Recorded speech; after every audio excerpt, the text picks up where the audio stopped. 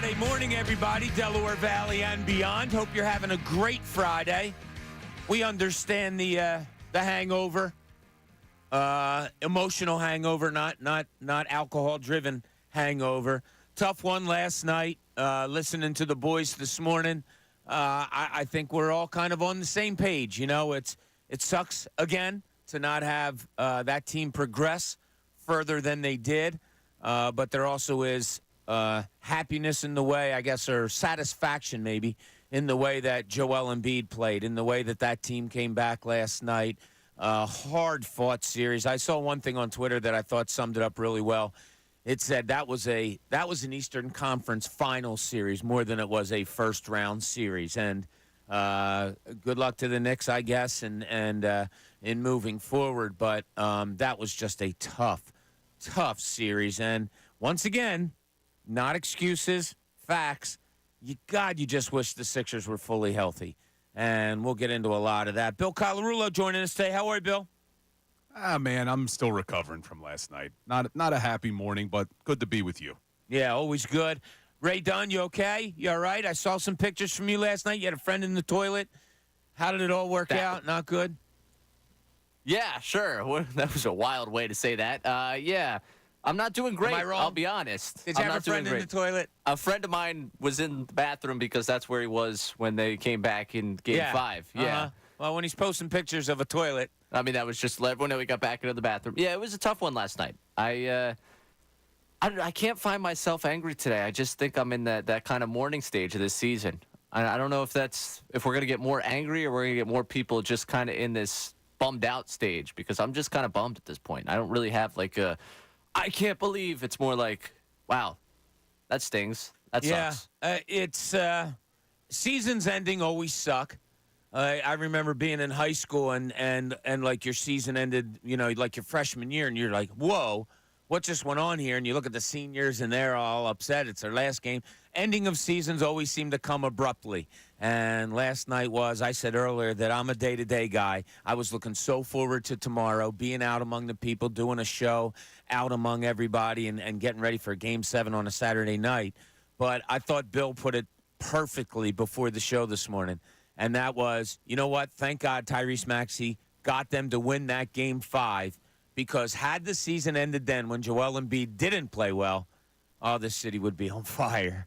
So great point by you earlier, Bill. Yeah, I'm grateful for that, because I don't think the Joel Embiid trade talk just is ridiculous to me. I mean, you saw what this guy can do, even at 50, 60%, what he was able to do last night. So now the reason I think there's not a lot of anger today, I mean, you're not angry, I'm not angry, Ray's not angry, is because you look at this roster, and we'll talk about it throughout the show, and really the only people you got for next year are Joel and Tyrese Maxey. Maxey's a restricted free agent, and now it's up to Daryl Morey to mold this team and build this team.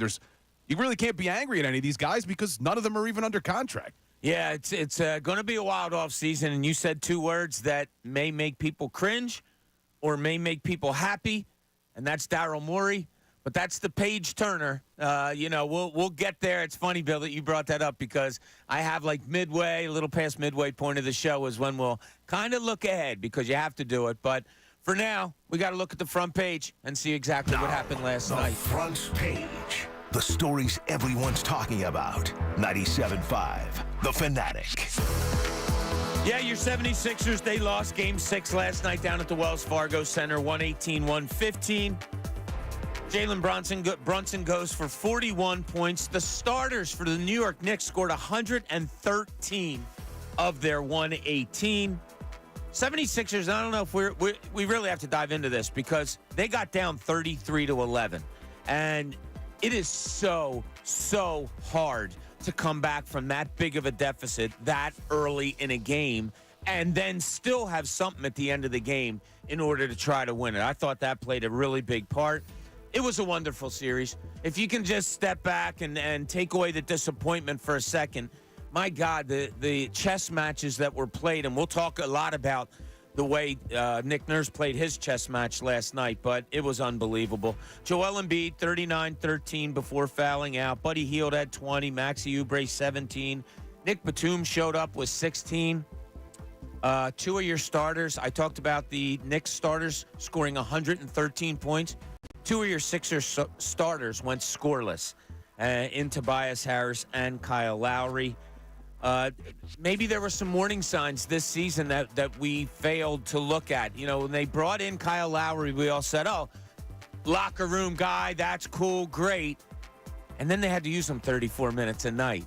And we talked about the Joel Embiid injury and all that. I go back to, God, it was maybe a third into the season, and I'm down there, and Nick Nurse had like this little glow in his eyes when he was saying, yeah, the cool thing is I have a full roster, and I don't know whether I'm going to start the Anthony Melton or Kyle Oubre, but whatever, I have one of those guys coming off the bench, and this is really cool.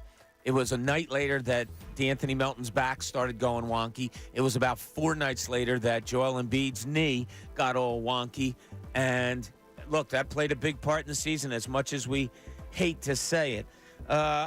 We all thought the Sixers were deep, one of the deepest teams going into this playoffs that we've seen around Joel Embiid.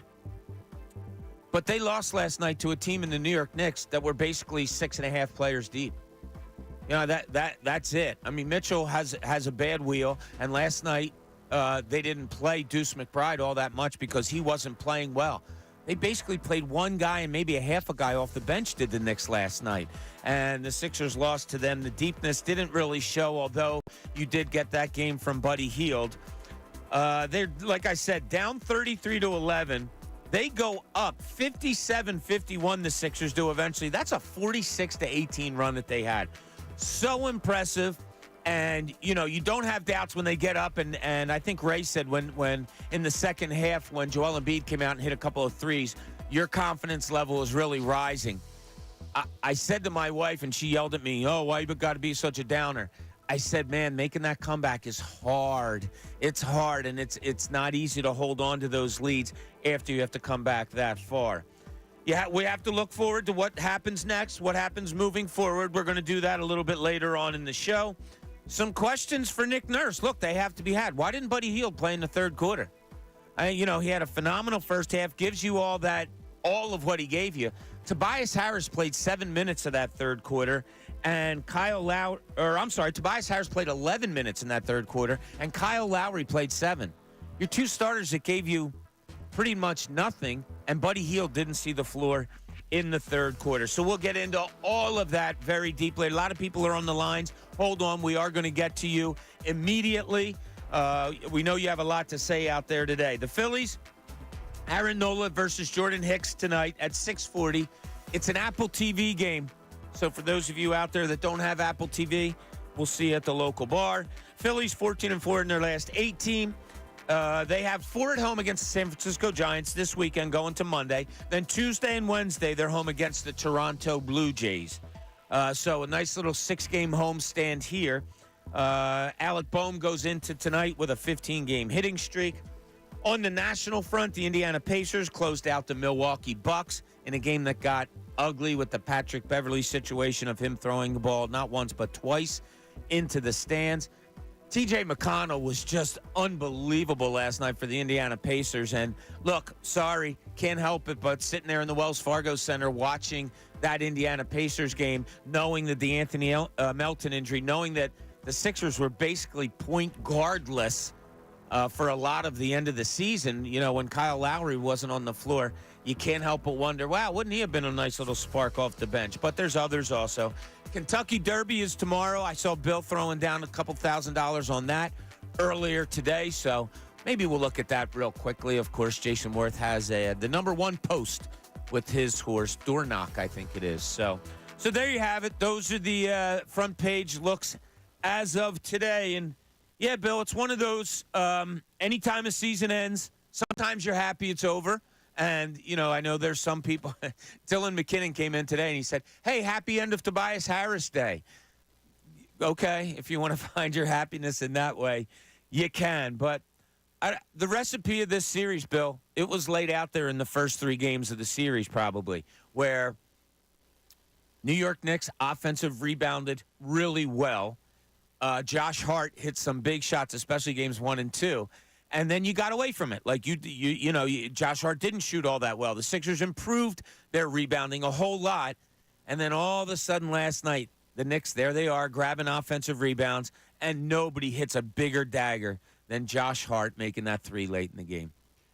We talked yesterday about how a playoff series can make you dislike people. And I said how I dislike Jalen Brunson, but, man, do I dislike Josh Hart now too, man.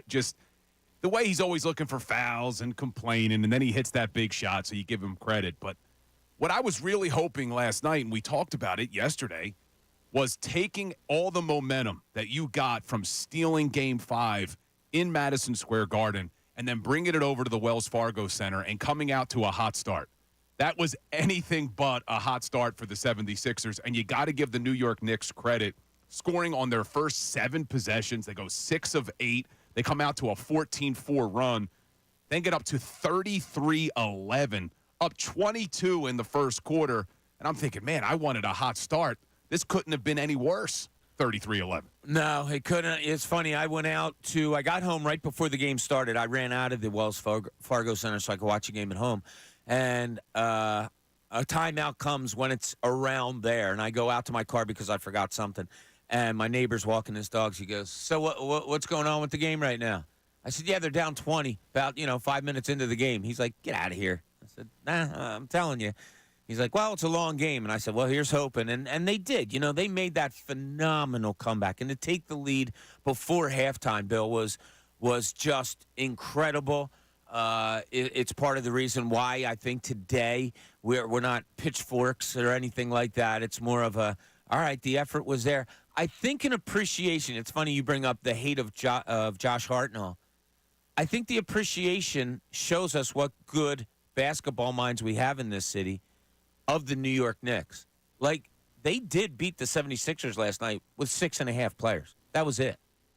And they have a team where if they're your team, you love them. You love the way that they play. You love the way Brunson plays and Hart. And DiVincenzo comes up big last night. And OG with the big slam. I mean, you could see why this Knicks fan base rallies around this team. We knew it was going to be a physical series. We knew that they were going to give a ton of effort, and they did. It's just it's so frustrating because I mentioned this to you before the show. If I would have told you that the Sixers bench would have outscored the Knicks that drastically last night, you would have said they crushed them. Yeah. And it just didn't work out that way. And look, I don't fault Maxey. I think the focus of the Knicks early was to shut down. Oh yeah, they were jumping him, weren't they, Bill? They were. I mean, they were all over him. And look, I know there's a lot of people out there that are going to displace their hatred or their frustration to Joel Embiid. I don't see how you could be frustrated with Joel. I was looking at his numbers this series, Bob. He set a career playoff high in points, 33 points he averaged. That's the highest he's ever done. He set a career playoff high in assists, 5.7. But what was even more impressive to me, 41.3 minutes a game, a new career playoff high for Joel Embiid, and he's doing that coming back from a knee surgery, not really playing a lot this year, battling Bell's palsy. The guy gave it his all. He did, and I've absolutely.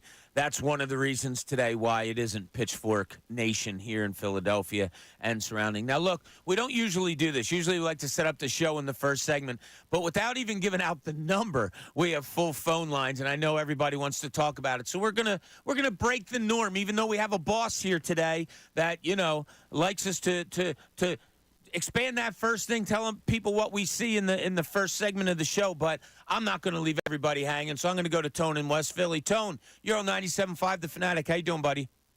Hey, what's going on, man? I want to give my take on Tobias Harris. Okay. Yeah, everybody talk about him being a nice guy, but on the basketball court, we don't need a nice guy. We needed 4 points from you. It's 2 buckets. You're a professional. This is your job. You couldn't get four buckets. If you look at his stats from last night, Tone, I mean, 0 points is pretty big in 29 minutes, but what else sticks out to you? I don't really think like he was going hard enough. 2 shots. I don't really think he went hard enough because 2 shot attempts. Like, Tone, you played ball. I played ball. I've never been on a court for 29 minutes and taken 2 shots unless one of my arms was tied behind my back, and I probably still got all 5. Right, yeah, basically treadmill work, just running up and down the court, Yeah, it's running so suicide. disappointing. Tone, thanks so much for the call. You just need a little bit. You just asked him what stood out to you about Tobias. That's the problem. Nothing. I don't even remember seeing him on the court, and he played that many minutes. He gave you nothing last night, and I know the morning show spent a lot of time on Tobias Harris. I'm just ready to shut the door on the Tobias Harris. Say, look, it's done, man. I don't even want to talk. I know people want to talk about it. We'll give you your opportunity to talk about it. I have nothing to say about Tobias Harris. I'm sure he's a good man, but as a player, as a 76er, I'm so over it, man. Yeah, you have to be. It just didn't work. That showing last night, if you needed icing on the cake to say, all right, this has to be it. I mean, the morning show pointed out something really good this morning, and I saw it last night before I went to bed. I don't know how you're on a basketball court for 29 minutes, how you're asked at times to cover the most active player on the other team in Jalen Brunson. He committed no fouls in 29 minutes. None. And there are times when shots are taken, my eyes are different, everybody's are different. When shots were taken by the Knicks last night because they were grabbing so many offensive rebounds, I went right to the floor to look and see what everybody was doing. And, it was standing. I'm particular Tobias Harris. Just standing. Oh, there it goes. Not finding somebody, not shoving anybody, not getting in the way of anybody. He was just, I hate to say disinterested, but And Bob, you were a competitive athlete growing up. I mean, how do you have a game like Tobias had in Game 5? He had 19 points in Game 5, and he got all this momentum. You know this is an elimination game.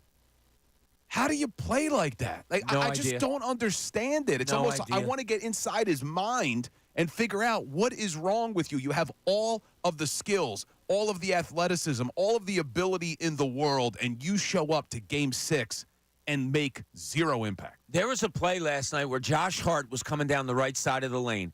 And it might have been the third quarter, so you knew Tobias really wasn't giving you anything. And he's coming down the lane, and I'm like, take a charge, take a charge. Tobias was right there. He could have stepped in and taken a charge right in the middle of the chest. And we've seen New York do it all series long. They were really good at it. And Kyle Lowry will take them. He'll take charges a lot.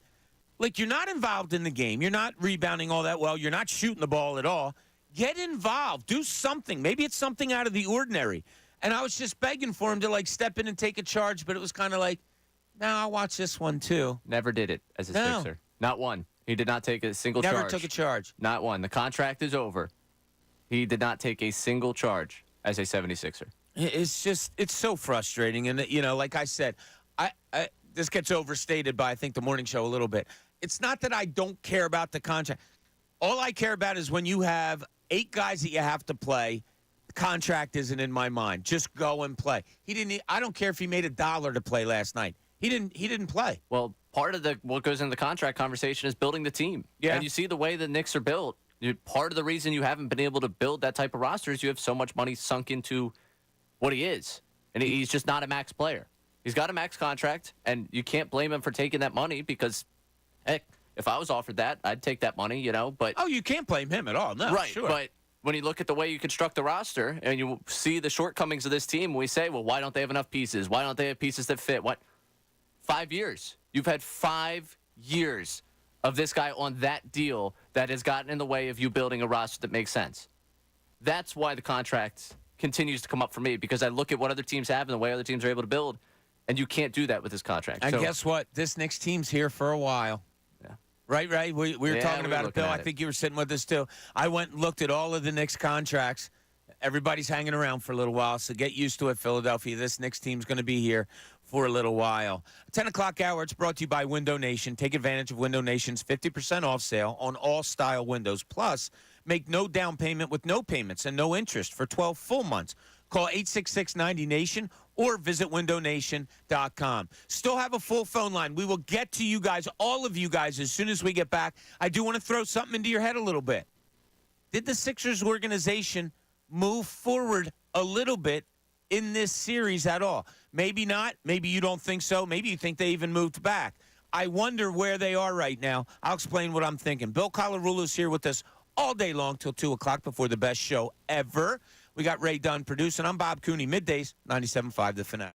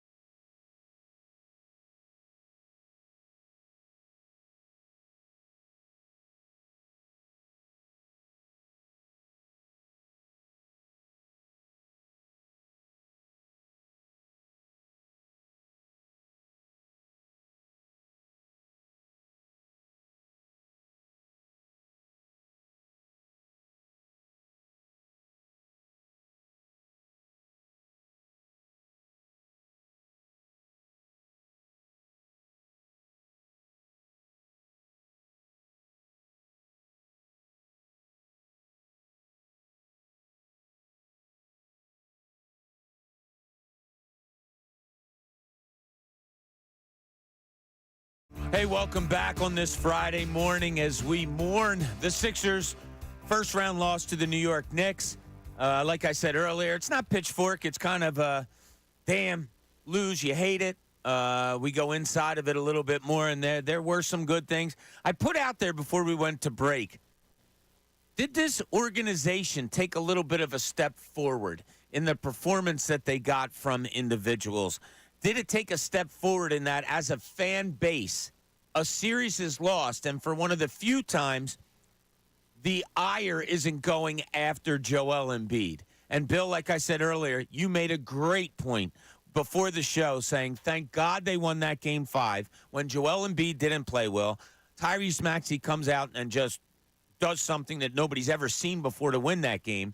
Because had they lost Game 5, this whole city would have been upside down against Joel Embiid. And it's weird to say, like, 48 minutes last night, Joel Embiid playing 40 of them, kind of turned that narrative around, and everybody's okay, where do you go building with Joel Embiid? Unfortunately, though, Bob, it's not everybody, because I already have people tweeting at me and sending me messages on Instagram saying, trade Joel for assets. So you still have those people, but I agree with you. The majority of people look at what Joel did in this playoff series and are saying, yes, we build around him. We build around Tyrese Maxey.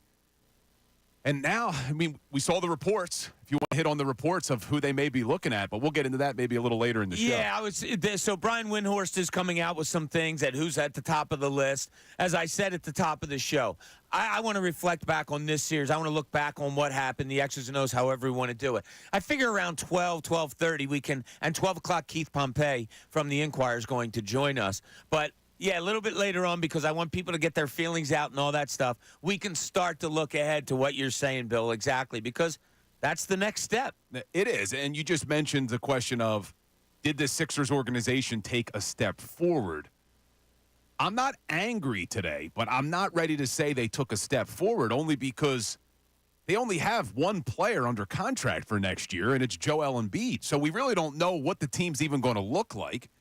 We talk about, as a fan base, did we take a step forward? Well, I was frustrated yesterday that the 76ers had to buy up 2,000 tickets for our fan base so that the Knicks wouldn't take over. Yeah. So I'm not ready to say we took a step forward. I'm not angry at Joel. I'm not angry at Tyrese Maxey. I still think they have a very good coach, but I will say I'm scratching my head at some of the decisions from last night. I mean, you and I have talked about it. You mentioned it in the front page this morning. Buddy Hield is on fire in the second quarter. Absolute fire. 5 of 7 from 3. Puts up 17 points, 2 rebounds. He looked like everything was going to go in, and he gets 0 playing time in quarter number 3. But Tobias Harris gets close to 11 minutes. Kyle Lowry gets 7 minutes. They combine for 0 points. Tobias Harris took 0 shots in the third quarter, Bob. Yeah. Yeah, and it was like a chess match all series long, right? So early on, Kyle Lowry's playing a lot. And then Nick Nurse sees some things. He's like, I don't think I can afford to have Kyle out there. Kyle Lowry last night only plays 13 minutes. Previous game had 5 fouls, only went 20-plus minutes. And, you know, so he had to get out of that. Last night, Tom Thibodeau watches a Deuce McBride, who was hot early in the series, and I don't want to say difference maker, but a big helper in them getting a 2-0 lead. He only goes 9 minutes last night because he was a minus 17 when he was on the floor. So there was chess matches going on all last night. But sometimes when you're watching a game, whether it's basketball, football, whatever, we can wonder, as outsiders looking in, sometimes are they overthinking things? Sometimes do coaches get caught overthinking things?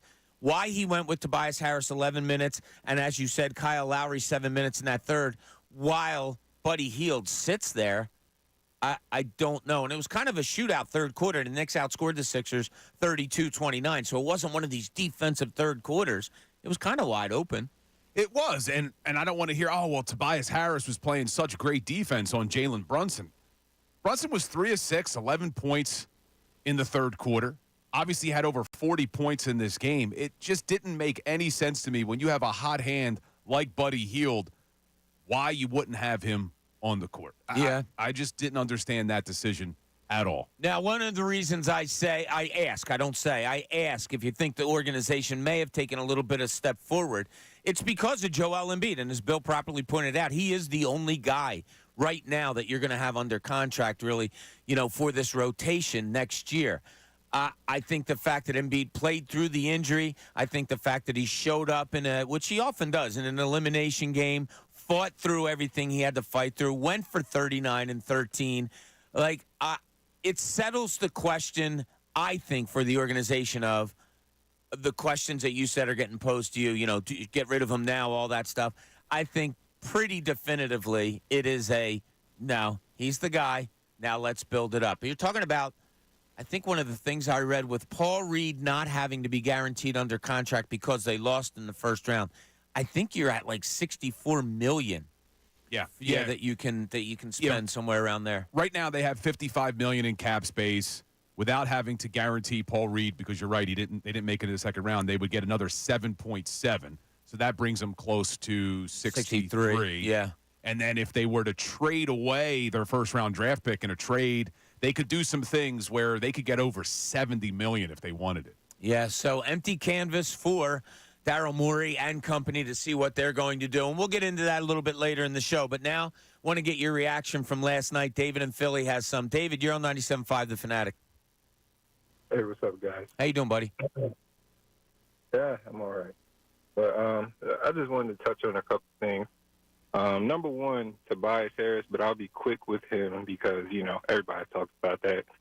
I just wanted to put another perspective on it. Kelly Oubre has basically come in here, and in 1 year, he's done everything that we've asked and begged Tobias Harris to do for like the last 3 or 4 or maybe 5 years at least. I mean, when you think about that, it's actually just ridiculous. That's number one. And Okay. I also wanted to talk about Nick Nurse. There were 2 decisions that I didn't understand, including the ones you guys already talked about with Buddy Hield.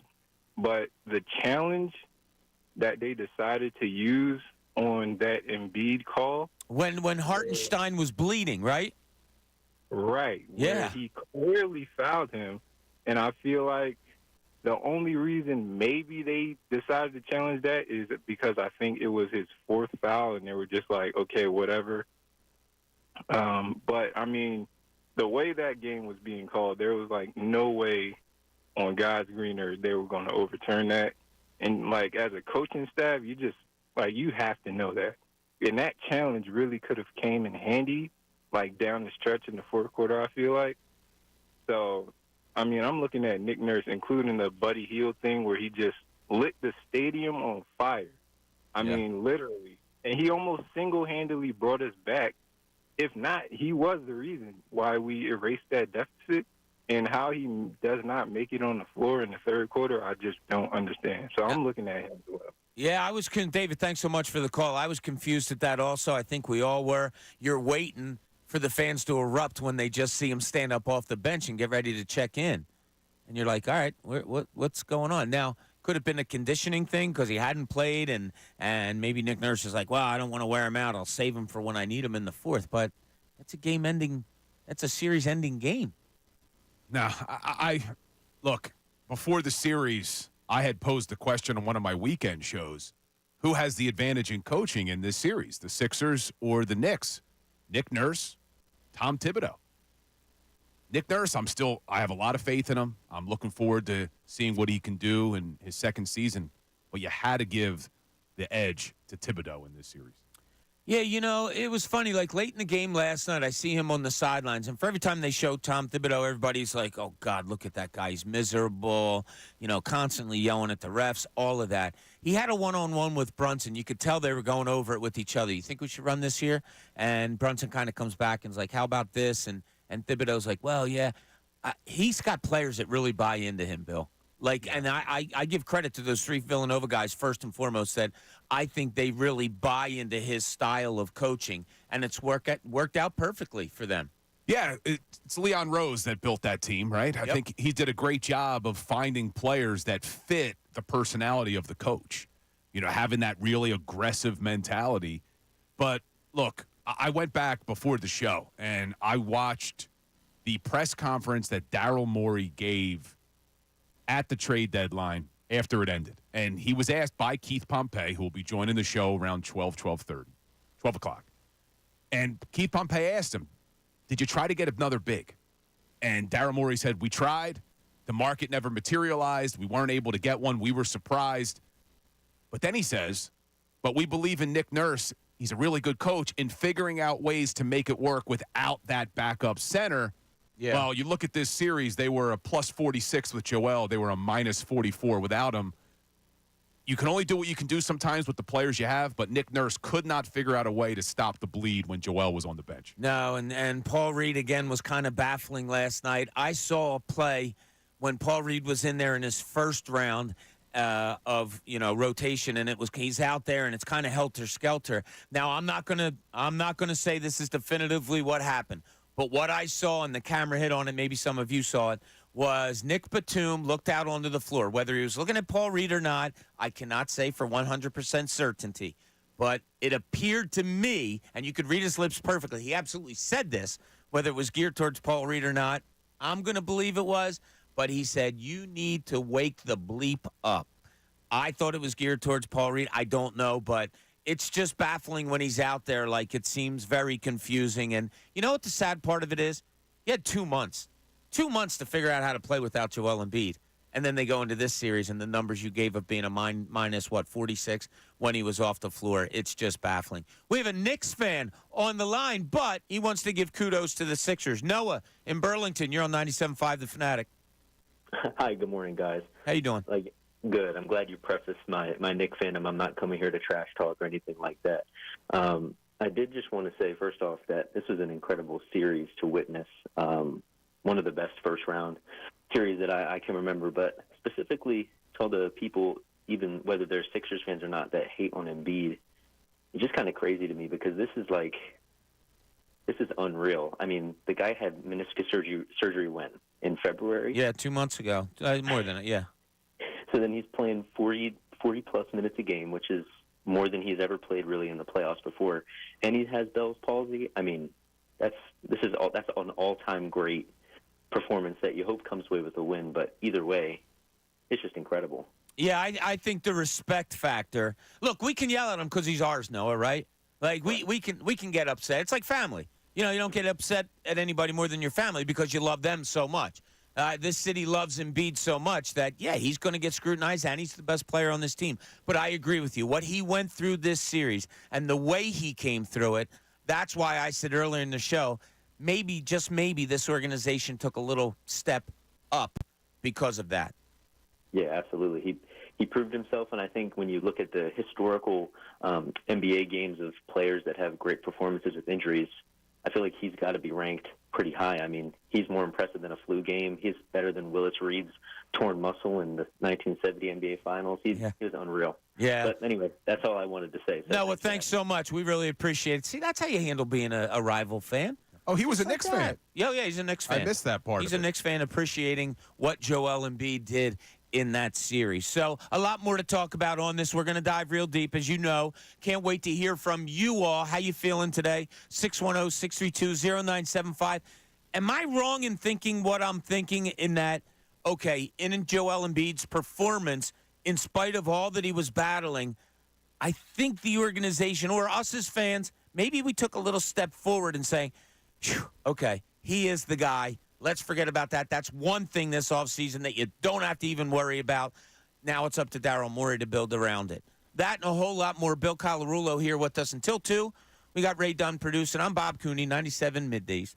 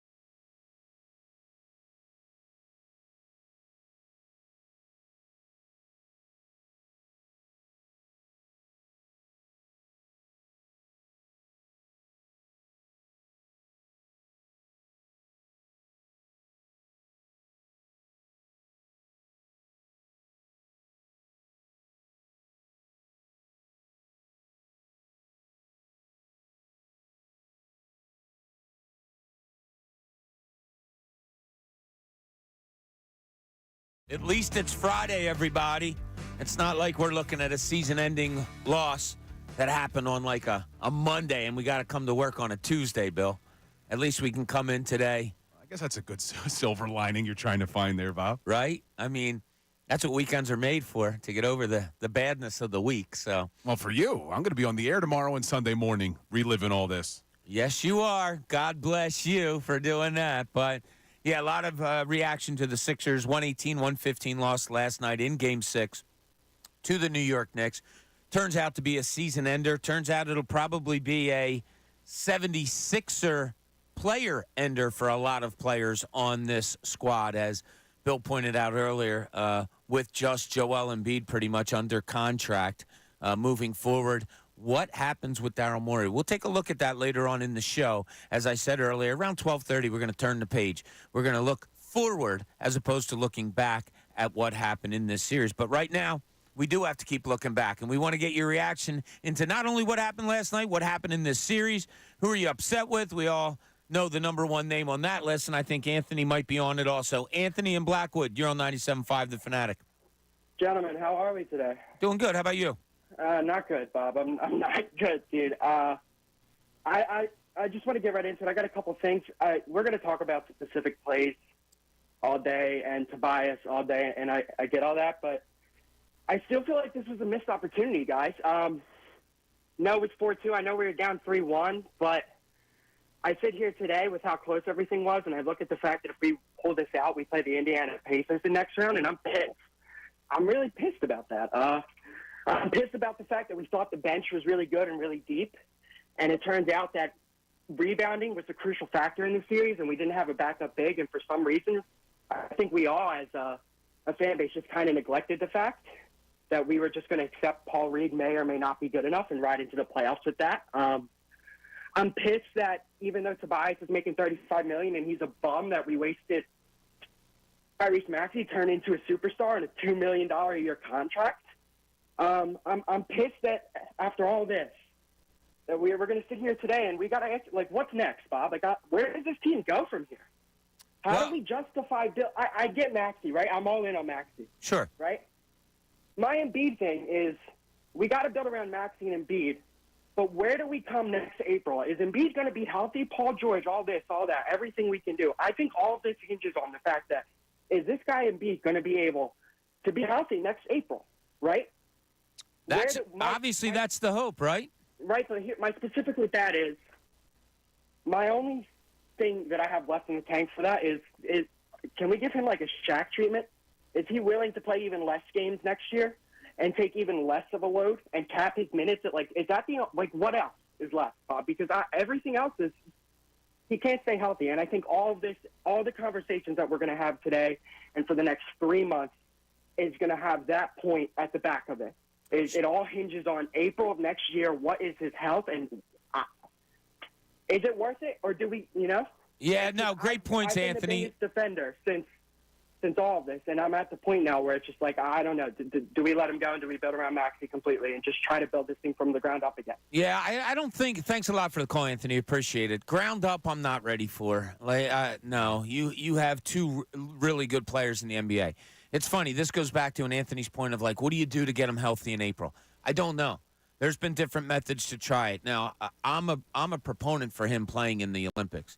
I want him to be around all those great players. I want him – look, it's like I said when we were growing up, Bill, playing sports. Where did you go to get better at your sport? You found the best competition you could. We would drive all around, ride our bikes all around to find the best outdoor basketball games we could to improve our game, to get better. I think Joel Embiid being around LeBron James and all of those guys, whether it's physically or mentally, he's going to get better around the game of basketball, being around all that. So I'm a proponent for him being in the Olympics. Now, I understand the health aspects of it, but there's been summers where he hasn't done anything and he was getting healthy and still got hurt. There were summers that he had the surgery and still got hurt. There's no guarantee when it comes to that. Well, I think if you look at the injuries or the condition, the Bell's palsy that he sustained this year, it had nothing to do with the fact that he played too many games. He had someone fall on his knee and then the Bell's palsy. But the thing is, and I've seen not only that caller, but a lot of people talk about, hey, the best ability is availability, and Joel Embiid doesn't have it. But you look, yes, he was not 100% healthy in this playoff series, but he still played a career playoff high, 41.3 minutes a game. He still had a career playoff high, 33 points a game. He still had a career playoff high, 5.7 assists a game. Yeah. So I know the easy talking point is to say they lost because Joel wasn't healthy. But if you add pieces around him and Maxey, Joel gave you enough in this series for them to win the series. It's not on Joel, in my opinion. No, it's not. And that is why I say maybe that's a little bit of a step forward, that you can say, okay, we know the injury history of Joel Embiid. We hope, and I'm speaking as the 76ers, we hope that he can be healthy come April. And delivering him to the playoffs fully healthy is always the goal of this team. He wasn't fully healthy this year, and he put up those numbers that you just said, Bill. I think even to Joel Embiid, it's kind of a step forward, saying, "Man, I am that." And even though I was only 60% or whatever it may have been. Yeah, and to further that point as well, I think as we look forward, and we'll talk about this later in the show, they got to get a better backup center, because when Joel's not on the court, because we're talking about limiting his games. Well, you probably got to limit his minutes a little bit as well. You couldn't. He had to be on the court, or it was a disaster all series long. And that leads into what I want to bring up at the 11 o'clock hour. We can talk about Nick Nurse and some of the things that he did last night that you might question or whatever. I want to put a question out there that, honestly, I don't know the answers to, nor do I have an opinion of. It is a question to me about exactly what Bill just brought up. Why was this team not ready to play when Joel Embiid was off the floor when they had 2 months to practice it? It's kind of baffling, but that's what it is. That's a question I'll bring up to you. A lot of people still on the line. We will get to you as soon as we get back.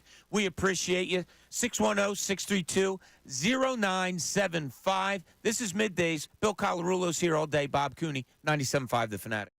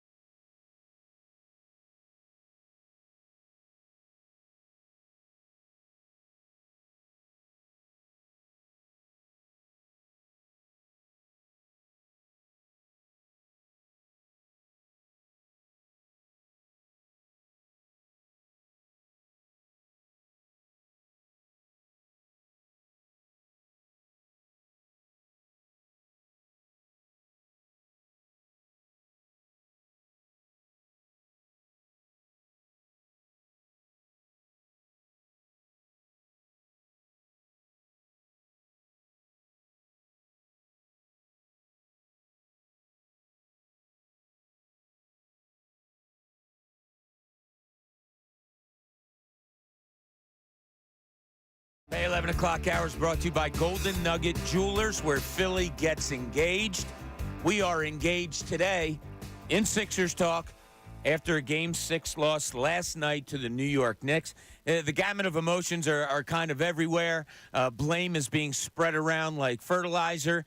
A lot of it goes in one place, obviously, and that is Tobias Harris after scoring no points, 2 shots, 29 minutes, no personal fouls. No real feel of exactly what was going on with him last night. But somebody brought up earlier missed opportunity here with Tyrese Maxey being on a low contract and all that. And, Ray, you have some thoughts on that one? Yeah, I mean, even moving past the contract, the conversation of, well, the Pacers are the next team, and I think we're all, like, enamored with this second-round ceiling and, like, getting past that. And for a good reason. I think there's obviously a thought process there of, you get past the second round, you kind of feel like that weight is lifted off your shoulders. But I don't know. Listening to that call, I kind of feel the broken emotion of Anthony. I honestly feel like Anthony's probably somewhere close in age to me. It's like, I was so bought in with this, and I'm with Embiid, and am I hitting my wits' end with the way this goes? And I understand the thought process of next is the Pacers. I think we could take care of them. But did this team show you in a 6-game series that they had the closing power to get past the Celtics? That they had the ability that, when Embiid's off the floor, they have enough firepower to compete with that team? Because I understand the second-round ceiling, but when we talk about a missed opportunity, was the opportunity there for them this year? Like, okay, maybe they missed an opportunity to go multiple series and get past the second round, and we would have celebrated, and, I'm upset about that. But honestly, watching this team and the conversations we're having about, like, okay, who's back, who's here, was there really enough where this is a true missed opportunity of I want more basketball. I want the 76ers to play as many games as possible. Right. But when we start talking about missed opportunities, I don't know if this was the team. Like, I don't know if I'm ever going to look back on this season and say, well, that was the best team they had. I thought coming into this series, but I learned quite a bit about this team, I feel like, in this series of, that this wasn't the group that was going to take them over the top. So if you do, Bill, if you gave a overview of the season, that season, the 23-24 season, is going to be remembered as what? What would you say, what would be your synopsis of this 23-24 season? The pre-LeBron era. Whoa. No, I think it's I don't know if we're going to really remember this season outside of the fact that it's going to be a completely different team going forward. This is the offseason that Daryl Morey can really put his fingerprint on this team. They have all the cap space in the world. They have a ton of draft capital to be able to make trades. So I think when we look back, it really is going to be the pre to whatever team we get going forward, which is hopefully the championship team, Bob. Yeah, there's a lot of talk out there, as Brian Windhorst has put out. The Sixers may be interested in the likes of a Jimmy Butler, a Paul George, maybe a Brandon Ingram. Tons of money going on. If I had to, synopsis this season right now at the top of my head, and I hate to do it, and it's an eye roller, and I roll my eyes when I say it, and I know you guys out there listening and our great YouTube friends probably will do the same thing, but injury has a lot to do with this season, and I can't just stop remembering, like I brought up earlier, when I was down there talking to Nick Nurse one night at a press conference, and they appeared to have all the pieces, and he just had this glimmer in his eye of, my only question now is, do I start Oubre or do I start DeAnthony Melton? And this is cool. And they were playing really good basketball at the time. And then, boom, that night, DeAnthony Melton is scratched because of a back problem. And then a few nights later, boom, Joel Embiid gets the knee. And it's like you never, and I hate to say it because it seems to be an overriding excuse, even when it's factual of what goes on. But to that point, Bob, and this is along the lines of what Ray's saying, even if this team, as constructed, was fully healthy, are they beating the Boston Celtics in a 7-game series? I don't think they are. No, I don't know. Sports is weird. Like we said, you got to watch to figure it out. I didn't think they were going to win that game to being down, 7 or 6 points, whatever. You just don't know. I don't know. If you have a DeAnthony Melton and say he's starting, and you have a Kelly Oubre coming off the bench, and you have a Payne and a Healed, what you thought he was going to be, coming off the bench, it's just a shame in my mind what maybe could have been fully healthy. Yeah, and I think there is a shame to the idea of what it could have been. I think this series was me realizing that it wasn't that. Like what it could have been with a healthy DeAnthony Melton, with Buddy Hield being the guy that you brought in to be that guy. Like, yeah, there's a lot of ifs that I like the thought of what this could have been, but I don't know if I look at this season as much as the missed opportunities of ones gone by. Yeah. Truthfully, because you finished, you still need to win 2 more games against this Knicks team, and again, you might have been able to get out of the second round. We can play the path game all we want with the way it shakes out. But the ultimate missed opportunity, I'm upset that the season's over. I'm upset that I had to watch Tobias Harris again in a big moment disappear. I'm upset with a number of different things with the way this worked out, nurse decisions, guys on the floor. Sure, I'm upset about all those things, but lamenting the missed opportunity, we've missed so many opportunities. I don't know if this one ranks as the top one that I've missed, where I'm going to be distraught about this specific group for years to come. Yeah, because even with a healthy team, though, you're still having Tobias Harris play probably over 35 minutes a game, and they still did not have a backup big. Yeah, no, the backup big. And here's another thing that concerns me. Why did they not figure out something better? Now, I'm not saying personnel or anything like that, but you had 2 months to try to figure out lineups without Joel Embiid, what works best, what doesn't. And then come playoff time, it looks like they never played without him before. And the numbers that you gave out, Bill, were just astronomical about how bad they were when Joel Embiid wasn't on the floor. Kevin in Virginia, you're on 97.5 The Fanatic. What's up, Kevin? Oh, yes. Good afternoon. Yes. Good morning, fellas. How y'all doing today? Everybody's great. Yes. It was a disappointing loss, but I kind of wasn't surprised in a way because of when we went down 3-1, I said to me the series is over because how can you come back 3-1 even though anything is possible? So I wasn't really disappointed in that. But I think what the Sixers need to do moving forward, I think it's time to just build a team around Maxey and Maxey only, and just make Joel Embiid be the number 2 guy because. But you're keeping Embiid, Kevin. Keeping Embiid. Okay. But make Maxey the number 1 guy because Embiid has been injury prone in his 20s. He's just turned 30, I believe, about a month or so ago. It's like they'll say the older you get, the more injury prone you're going to get. So I think it's time to build around Maxey's skills, like I think what Nick Nurse is going to do probably this upcoming season, and kind of make Embiid be the number 2 guy and stuff. So say if Embiid ultimate time, hopefully that you don't skip a beat without Embiid. So just build around Maxey's skill set and just kind of see what happens from there, depending on who we get in free agency or trades we make. All right. Interesting thought, Kevin. I appreciate that. Can you do that? Can you dial a guy back? Yeah, that's what I'm not understanding is, look, we could say, let's build around Maxey or let's build around Embiid, but aren't you, if both of them are on the team, aren't we building around both of them? Yeah. No, that's a great point. Yeah. You need a wing scorer. It's as obvious as anything. You need a wing scorer. You need a guy that you can trust. Like, Buddy Hield is a notch below what you need. Buddy Hield's a great guy to bring off the bench if he's playing like he did last night, if he's the guy that, in his career, second most three-pointers, except for Steph Curry, all of that. You need a notch above that. Not a 6'4" Buddy Hield already. You need a 6'8" wing guy that is a deadly outside shooter, that can beat people off the dribble, that is going to score you 20-plus a night. You do that with Maxey and Embiid, I think that's first and foremost, Bill. You just got me all angry again because you said. Oh my God! I'm getting people angry all day today. I feel bad. Said Buddy Hield's a great guy to come off the bench. You know what would have been great to take him off the bench? Third quarter. In the third quarter, after he went 5 of 7 from 3 in the second quarter. Yeah, there is all that. Charles in Baltimore. You're on 97.5 The Fanatic. What's going on, Charles? Hey guys, good afternoon. I have a question for you. So I'm more of a disenfranchised fan at this point, have been for quite a while. At what point is Joel Embiid? Are we going to stop talking about quarter 1 through 3 and evaluate how he just plays incredibly small in quarter 4? And the stats are the stats. I mean, he's 6 of 36 this series.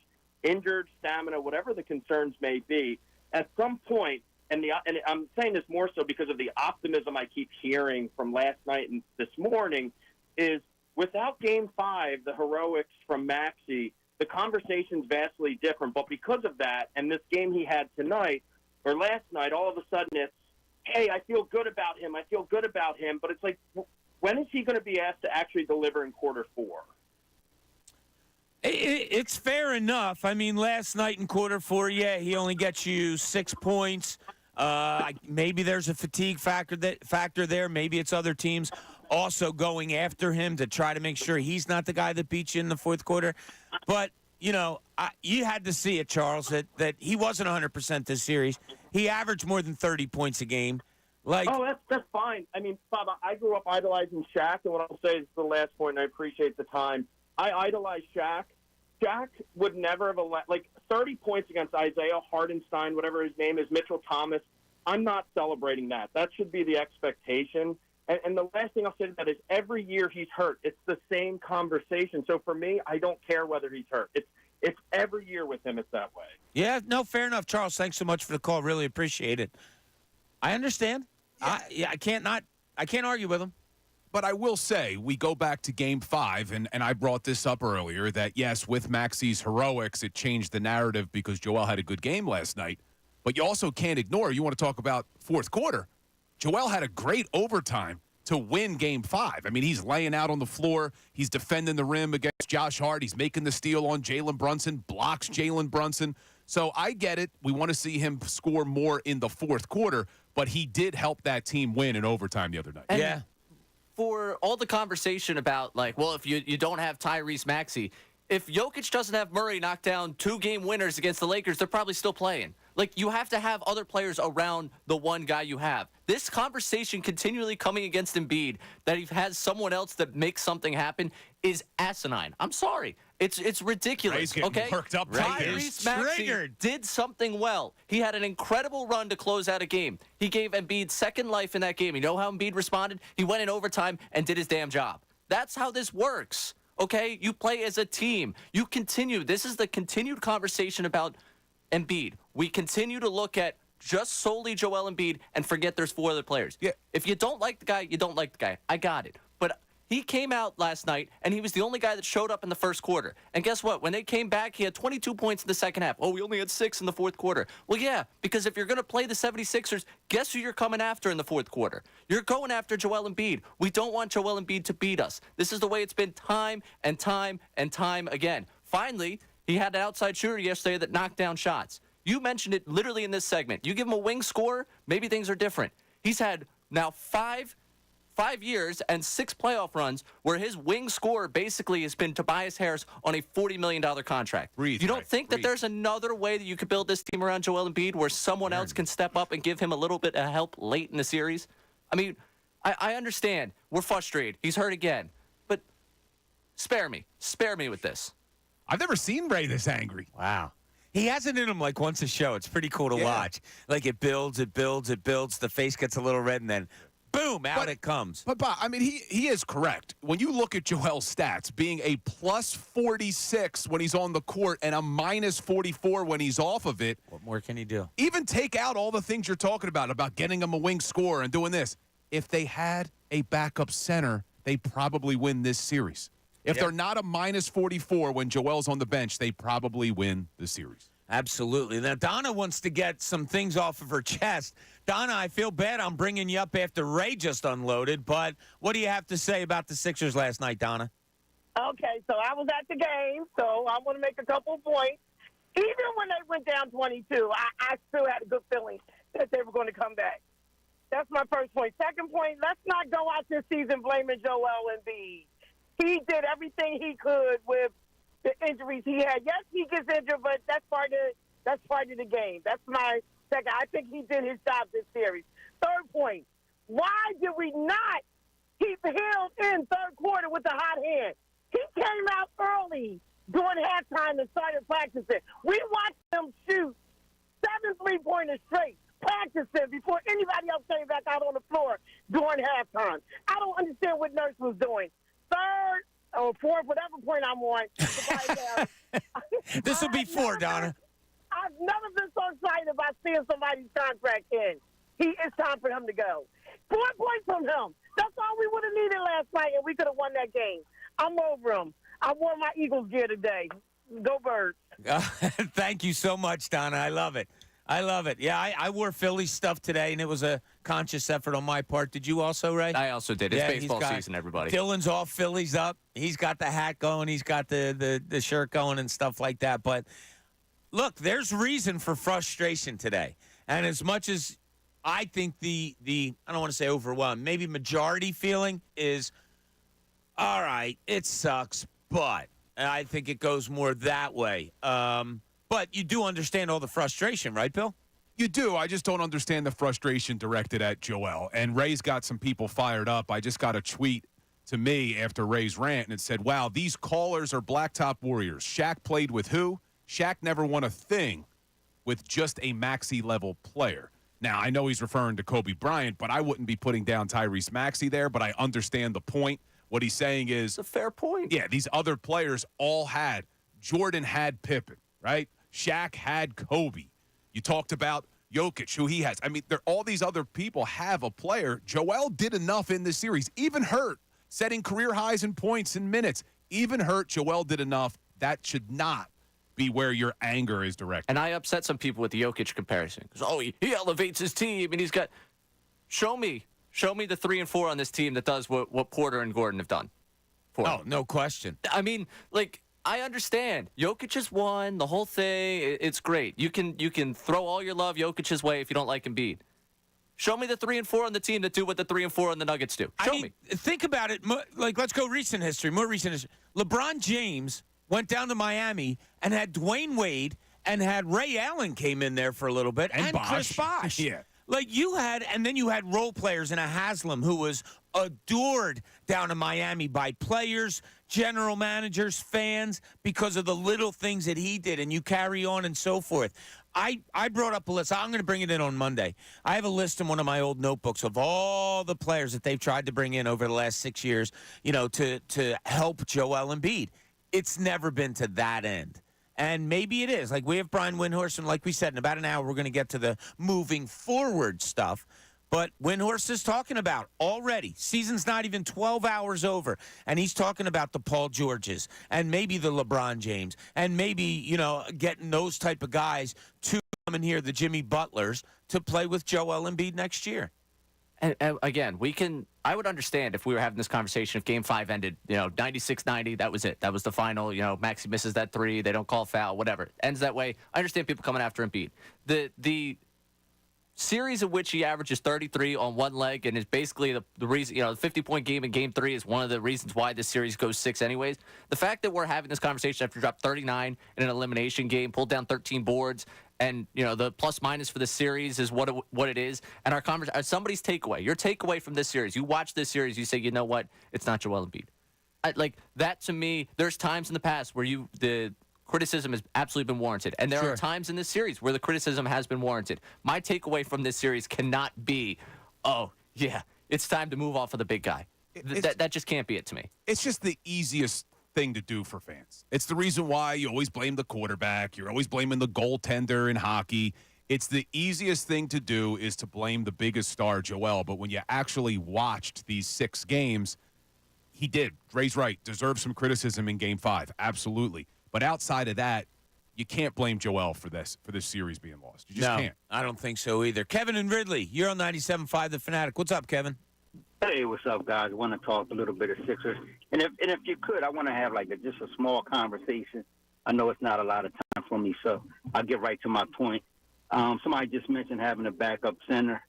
And for me, I saw this dude score 39 points, 12 rebounds in the national championship game. I don't see why Zach Edey can't come in here and be a better backup center than what we have now. He's going to drop in the draft. He'll be there for the Sixers to take. Joel's getting older. He can't be on the court as much as he is in this long season. What do you think about this? And like I said, I want to have a little conversation. Yeah, Zach Edey's an interesting name, and at 7'4", a guy you put out there and get him some minutes. Yeah, if you sign free agents and you can afford to use a first-round pick on that, I could somewhat understand it. Yeah, he's not going to cost a lot because he's a rookie, right? And he's a solid – he's way better than the centers we have now, and I think we would agree on that. I would even argue that he's better than Mitchell Robinson. Mitchell doesn't give you any points off. He's 7 feet, but he doesn't give me any points. He's a decent defender. And I know the knock against Edey is that he can't defend the perimeter. But how many pick and pop 7-footers are really out there? I don't think Hartenstein or the other center for the Knicks shot at 1 3-point shot. So I don't see how this isn't so easy.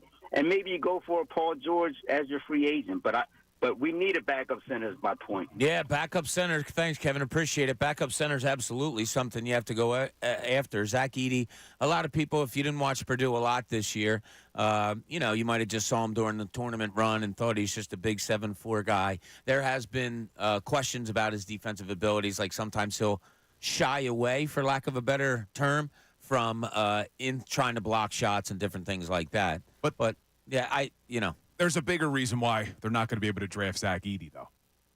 Do you know what it is, Bob? No, what's that? They got to take Bronny so that they can get LeBron James. That's a good point. Andrew Salciunas brought that up last week. Time for Bronny. Get Bronny in here. That's a good point, Bill. I didn't even think of that. But you asked me during one of the breaks, LeBron James, yeah or no? And I just said, yeah, in a heartbeat. I just think he would make Joel Embiid better. But like I said, those are conversations that we'll get to a little bit later on in the show as we're still trying to digest this 76ers Game 6 loss against the New York Knicks, a loss in which the starters for the New York Knicks scored 115 of their 118 points. Or 113, I'm sorry. 113 of their 118 points. Just devastating loss by the 76ers last night. Two starters with 0 points in Kyle Lowry and Tobias Harris. 610-632-0975. We're here for you.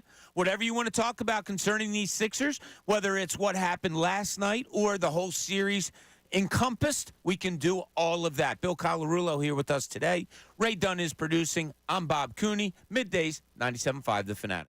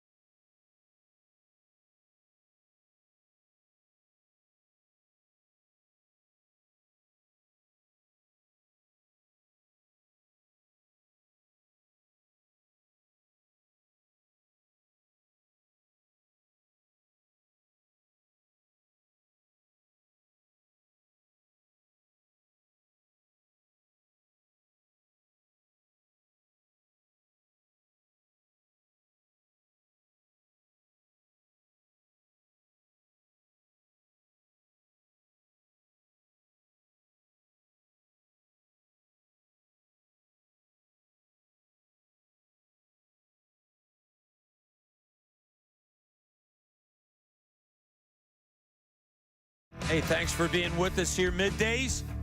Day after the Sixers' devastating loss to the New York Knicks, Bill Colarulo was here with us all day long. Ray Dunn producing. I got to tell you about the Fanatic Deal of the Week because it's Von C. Brewing Company.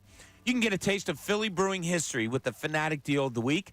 This week only, get a $50 gift card for Von C. Brewing Company in Norristown for just $25. Get this exclusive offer while supplies last at 975thefanatic.com/deals. All right, a lot of reaction going on today to what happened to your 76ers last night. And, Bill, I kind of put it out there, the thought that I had that I want to get your response to. Did it surprise you? Joel Embiid's off the floor. You gave the numbers during the series, a minus 46 when he wasn't in the game. We saw how just devastatingly bad this team was when he left the floor. Is that surprising, being as you were a team without him for 2 months? It is, and it's more surprising that the coach that was without him for 2 months was Nick Nurse. I would have thought that Nick Nurse would have devised some sort of plan for when Joel wasn't available. And I talked about it a little bit earlier that at the trade deadline, Daryl Morey was asked by Keith Pompei, you weren't able to get a big. Did you try? And Morey said that they did try. The market never materialized. No bigs were traded at the deadline. Thank you, Chicago, for keeping Andre Drummond. But he goes on to say, Daryl Morey, but this is why we have Nick Nurse. He has to figure out how to make it work without that true backup big, and he never was able to figure it out. So I'm excited for the future with Nick Nurse, but he was unable to figure out a plan. And I know you're stuck with whoever's on your team, but maybe just staying small. We talked about that yesterday. Just maybe put Nico Batum there. They didn't do it. They kept bringing out Paul Reed, and it just wasn't working. No, and you know, it was different because you lose Joel Embiid, you have to try a bunch of different things. Nick Nurse did. At first he started Paul Reed. Then he put him back into the role of backup center. Then he started Mo Bamba. Mo Bamba, I don't believe, got off the bench this series. Understand why, whatever. But it did. It surprised me that the team wasn't a little more cohesive when Joel Embiid was off the floor, being as you went through 2 months of it. Now, to give Nick Nurse a little bit of the benefit of the doubt here, they did go through 2 months without Joel, but they never had all their pieces. They really never had them all because then there was the trade deadline where they brought in some other guys. Then you had DeAnthony Melton in and out of the lineup. Then Joel comes back, and I think Maxey missed a game there. So it wasn't like they really played a lot together as a cohesive unit. Yeah. Oubre missed time. You brought in Kyle Lowry late, like all of those things. You know, John Kincade brought it up this morning on their show. Like, I'm tired of hearing of it, that they have to learn how to play together. I understood what he's saying because it has been a topic for years of what's been going on, of them bringing people in and learning how to play together. But most of it hinders on Joel Embiid missing time with injuries at various times. And once again this year, it all happened. Andrew in Colorado. You're on 97.5 The Fanatic. What's up, Andrew? Hey, what's going on, guys? How you doing? Hey, I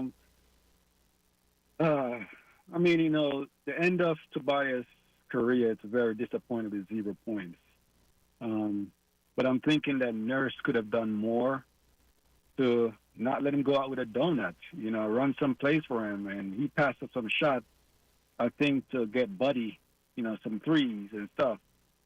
But when I look at Tobias' career, you know, back in the day when he was younger, he used to be a aggressive scorer.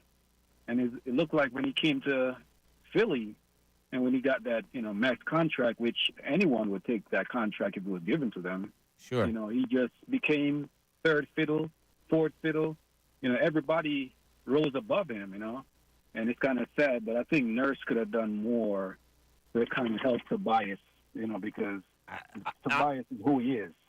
I got to tell you, all due respect, Andrew, the guy played 29 minutes in an NBA game and took 2 shots. Campaign played 60 minutes and got 8 shots. I'm telling you, they didn't call any plays for Campaign last night. Yeah, because I think Campaign is going to do what Campaign does. Well, why can't Tobias Harris do what Tobias Harris should do? Mentality, maybe. Well, that's not Nick Nurse's fault. I mean, I saw. It's funny, Andrew. I saw a play early on where he was being covered by Josh Hart.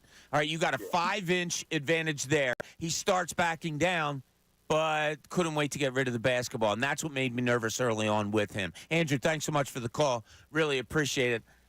Sorry, I can't do it today. I'm not defending Tobias Harris today off of last night's game.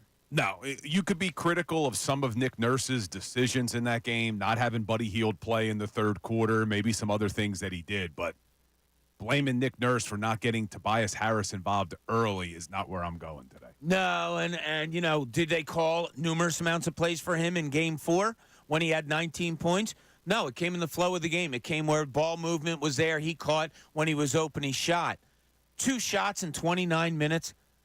I can't blame anybody but the player. There's no chance. Ray, you have that befuddled look upon your face where I feel like another explosion is coming. No, I mean, listen, if Andrew's looking for work, Tobias needs a contract this year. I know his dad's his agent, but maybe you could work something out to help him negotiate the next contract, because that's a wild spin zone on Tobias Harris's night to blame Nick Nurse. I mean, this is the same guy that was getting praised by Nick Nurse the other night because he took that wild turnaround jumper late in Game 5 that helped them, come back. I'm shocked that we got the Tobias Harris defender today. And I can't see a world in which Tobias Harris is not at fault for him only having 2 shots last night. And there's no way they bring him back, right? I mean, we're all assuming that was his last game. Please tell me it is. My mic's not working. If you're talking about like him coming off a really good series and it makes you think, well, you got to fill the roster somehow, all of that, maybe. But no, not after what happened last night. No, if he had 5 games of Game 4, somewhere around there, well, then you might think, okay, he's a viable, maybe a 5th option, whatever, and you look at it, can you get him cheap? But no, I'm pretty sure that ship seems to have sailed. Joe in New Jersey, you're on 97.5 The Fanatic. What's up, Joe? Yeah, I remember when Tobias came from, I think, San Diego. The Clippers had him. I was excited about it, but he never stepped up. He's got to go, no question. Yeah, I think that ship sailed, Joe. Yeah, 2 other points real quick. As far as Embiid goes, I'm an Embiid fan, but he wears you at the end of the game, and I can't blame it. It's not really his fault completely. I mean, it's a 2-man game in the fourth quarter with him and Maxey.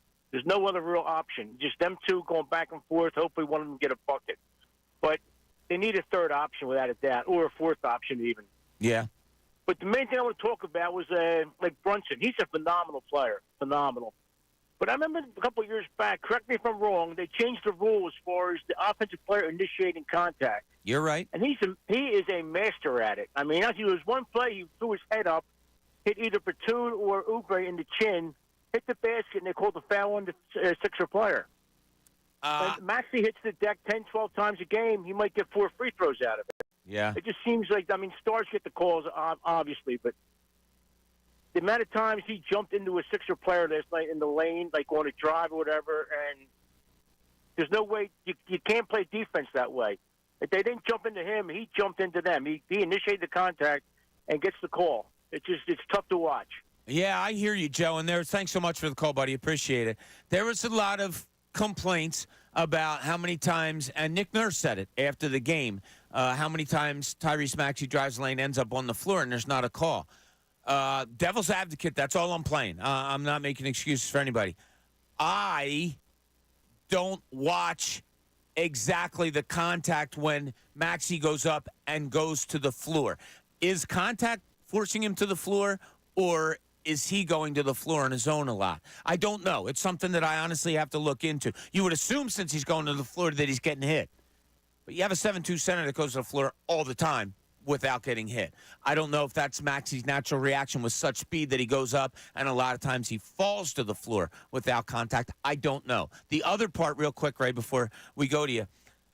Yes, there was a rule put in a couple years ago because of the way Trae Young was playing, and I think kind of specifically against the Sixers and through that playoff run, was he was jumping backwards into defenders. And Bill and I were talking about this before the show.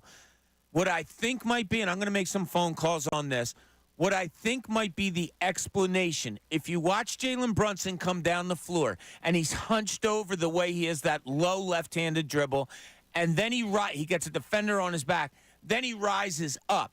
I think it isn't, if you what you have to watch when he rises up, Trae Young's feet would land behind where he took off. Jalen Brunson's feet, I think, are going vertical and coming straight down. Does he lean his torso back? Yes, but he has to because he's hunched over with the ball. So then when you're going up to shoot straight, well, naturally, when your posture goes straight, you're going backwards. I'm saying I think that's the explanation that I will get when I make a phone call. I don't know. I know that sounds like a lot, and I'm not defending. I'm just saying maybe that's the, air quotes, logical explanation that I'll get, but hopefully I'll have an answer by Monday. Why are you laughing at me, Ray? I'm not laughing at you. I'm just smiling because I love the visual representation that our YouTube audience just got of you trying to explain the posture and the way you straighten up, and I thought it was fantastic. Very entertaining stuff, Bob. I enjoyed it. Thank the you. one thing I'll say about the Maxey whistle, to me, it's just wild that a guy who attacks the basket as much as he did had what? How many free throws? Yeah, 4 last night? Yeah, and none until the fourth quarter. Like that, to me, I understand and the process of how this happens. You know, I think probably next year he gets more whistles. It's a first-time All-Star this year. Someone that's, you know, coming onto the scene, they'll probably take a look at it. I imagine he'll start getting a little bit more next year. But it's kind of wild to me, a guy that attacks the bucket as often as he does at his size and is continuously, you know, trying to go up one or trying to make something happen, that only 4 free throws and none until the fourth quarter. And hopefully that'll be something Tyrese works on as well. I mean, I know we're saying the refs are going to give him those calls, but maybe he makes it a point to work on really getting that contact when he goes to the rim so that they have to call it. Right. I don't want to just rely on, oh, well, he made the All-Star team, so now you got to call it. No, make it like Jalen Brunson does, where Brunson, they have to call these foul calls because he puts the defender in a position where they're going to make physical contact. He sells it very, very well. Joel's done a good job with that over the years, so maybe Tyrese can learn something. Look, he's still extremely young. Oh, God, 23 years old with the amount of talent that he has. I'm going to go back and I'll watch the game this weekend again. And I didn't notice, though. Did you guys notice? Maybe I'm wrong here. I watched the local broadcast, of course, that when he did go in for those forays, those drive to the baskets that he missed, and he went to the floor, did they show a lot of replays of like, oh, look, that should have been a foul? Because I don't remember that they did, which in my mind makes me think he kind of maybe just went to the floor. I don't know. But did you guys remember seeing replays? I don't, Ray, do you? I don't remember seeing a lot of replays. It's not one of those things where I think it was, you know, an egregious, like they lost the series because the officiating on Maxey wasn't right. Not at all. But I think it's one of those things that you're shocked. I think it's one of those shocking things that he can play the game he does and not to shoot a free throw until the fourth quarter was just surprising. It's one of those things we look at the stats, you go in the fourth quarter, you're like, yeah, he hasn't gotten to the line yet. That's wild for the way he plays his game. Yeah. All right, when we get back, obviously we're done. We have a full phone lines. We appreciate you calling at 610-632-0975. If you're having troubles getting in, you can always text that same number. Let us know how you're feeling. Ray will get to them on the air also. I want to throw out another question out there, and I'm going to throw it to Bill first before I give it to you guys, and that is the inability of secondary players on the Sixers in playoffs to be able to, I'm not a huge fan of this phrase, but step up. It seems like when Sixers secondary players need to be shut down in a series, they easily are. And we have a lot of examples of it. So how you feeling today? 610-632-0975. We're getting closer. In about an hour, we're going to turn the page forward and look ahead as to what the Sixers may be looking to do this offseason. Bill Colarulo's here all day long. Middays, 97.5, The Fanatic.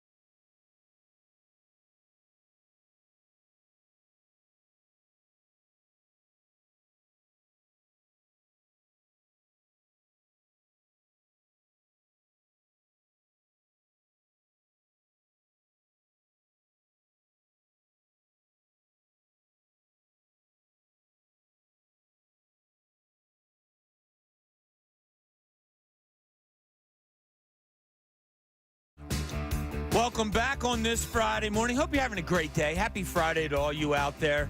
Hope you have some great plans for the weekend. We just met with our big boss, Joe Bell, out there. And you know, he was at the game last night. I saw him. He came over to the pregame show.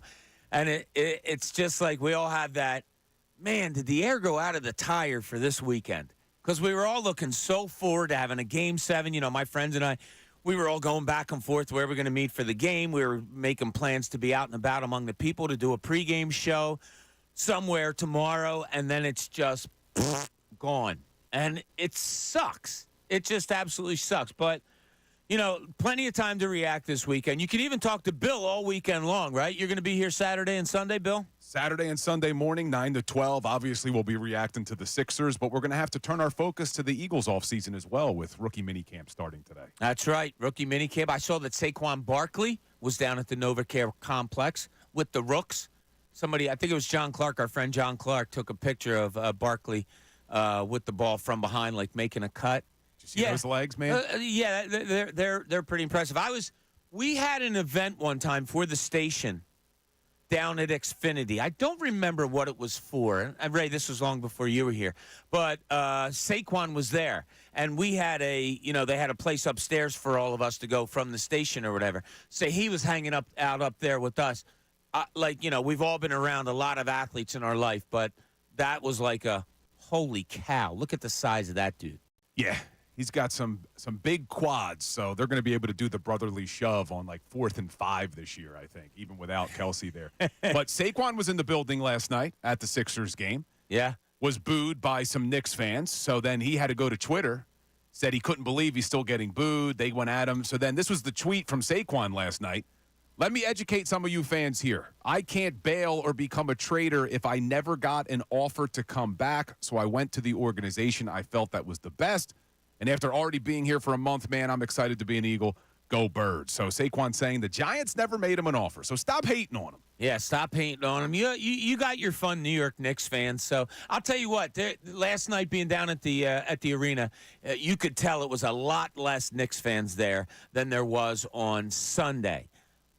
Watching the game on TV, because what I did was after the game was over, I can't sit where they have me as an auxiliary press person now that I'm not there all the time, is I can't sit all the way up top for a basketball game. Call me spoiled. I just can't do it. So I run into my car right after we got done pregame, and I flew home.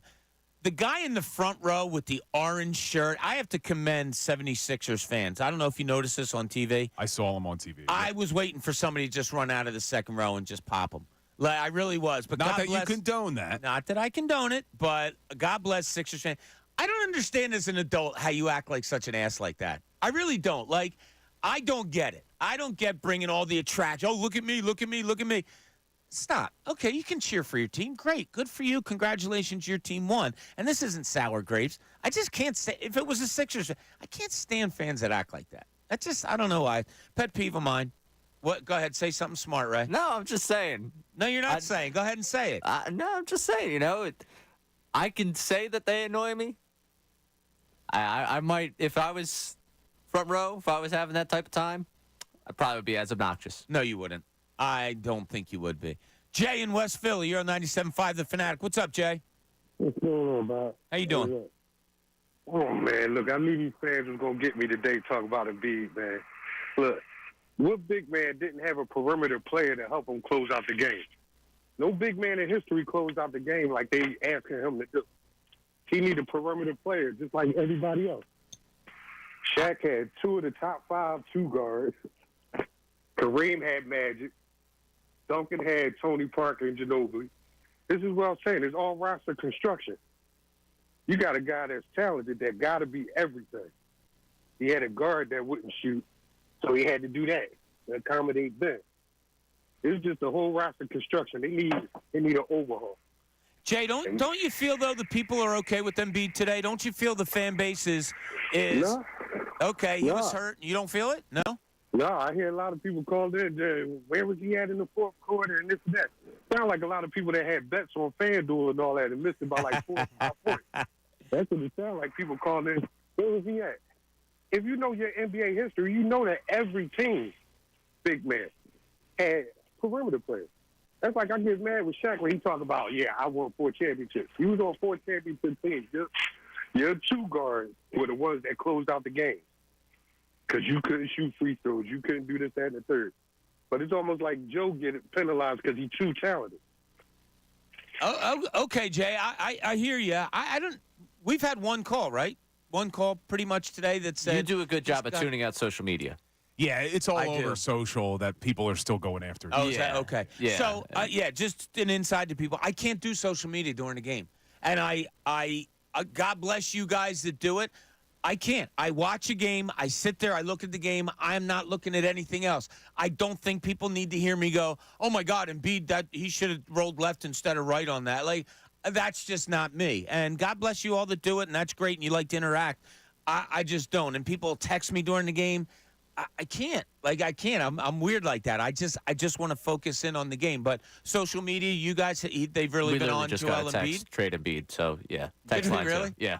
Yeah, I'm getting a bunch of messages from people on Instagram and stuff. Trade Embiid for assets. And Oh, my gosh. This person wrote a novel. Really? Yeah.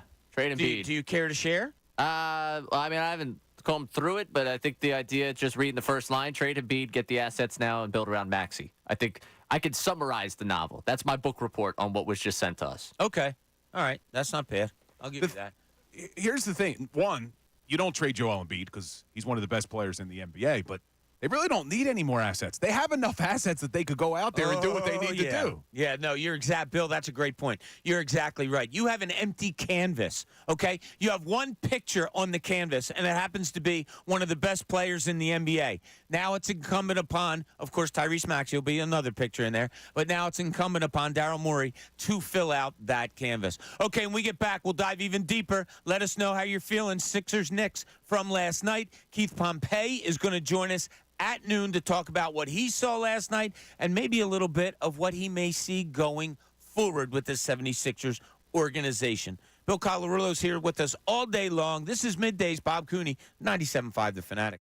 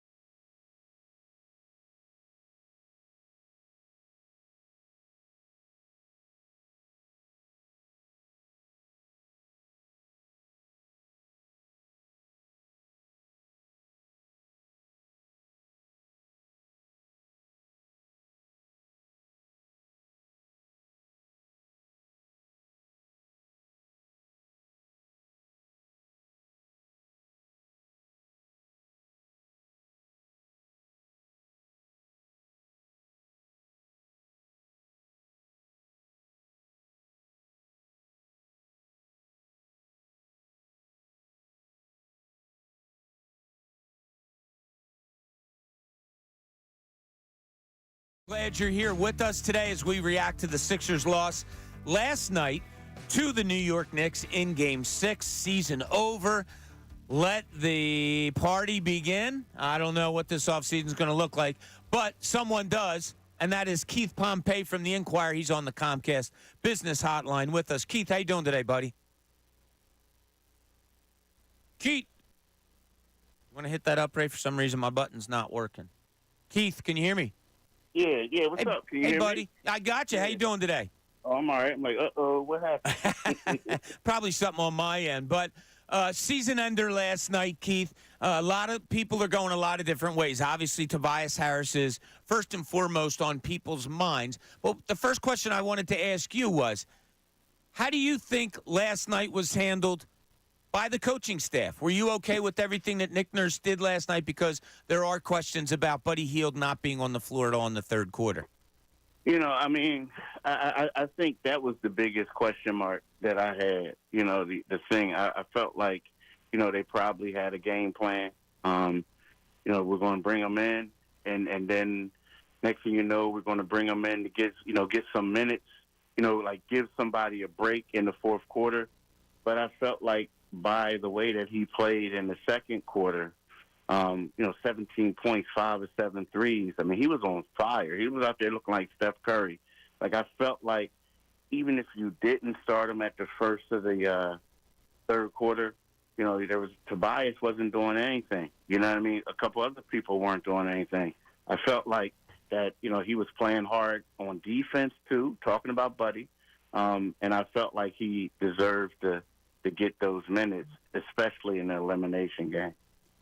Keith, back at the trade deadline, you were the one that asked Daryl Morey the question about bringing in a backup center. He said they tried. There was really no centers traded, but it would be up to Nick Nurse to figure out a plan for the non-Joel Embiid minutes. Me and Bob keep talking about it. They really weren't able to figure out a plan, going negative 44. Did that surprise you that they couldn't figure out something better to put on the court than just Paul Reed? I mean, you know what I kept thinking? I kept thinking, like, to myself, like, dang, man, maybe they must really not like Mo Bamba at certain points, right? Because, you know, and I know, because Mo Bamba is the type of guy, like, he'll come in, like, think about it, in the Boston in the regular season, this guy came in and was phenomenal, right? Blocking shots, hitting threes, you know, grabbing rebounds and everything. I just felt like, you know, there was a time where the New York Knicks, they just kept attacking. Wherever Paul Reed was, that's where they were going. Like, they were running pick and rolls, just going right at him.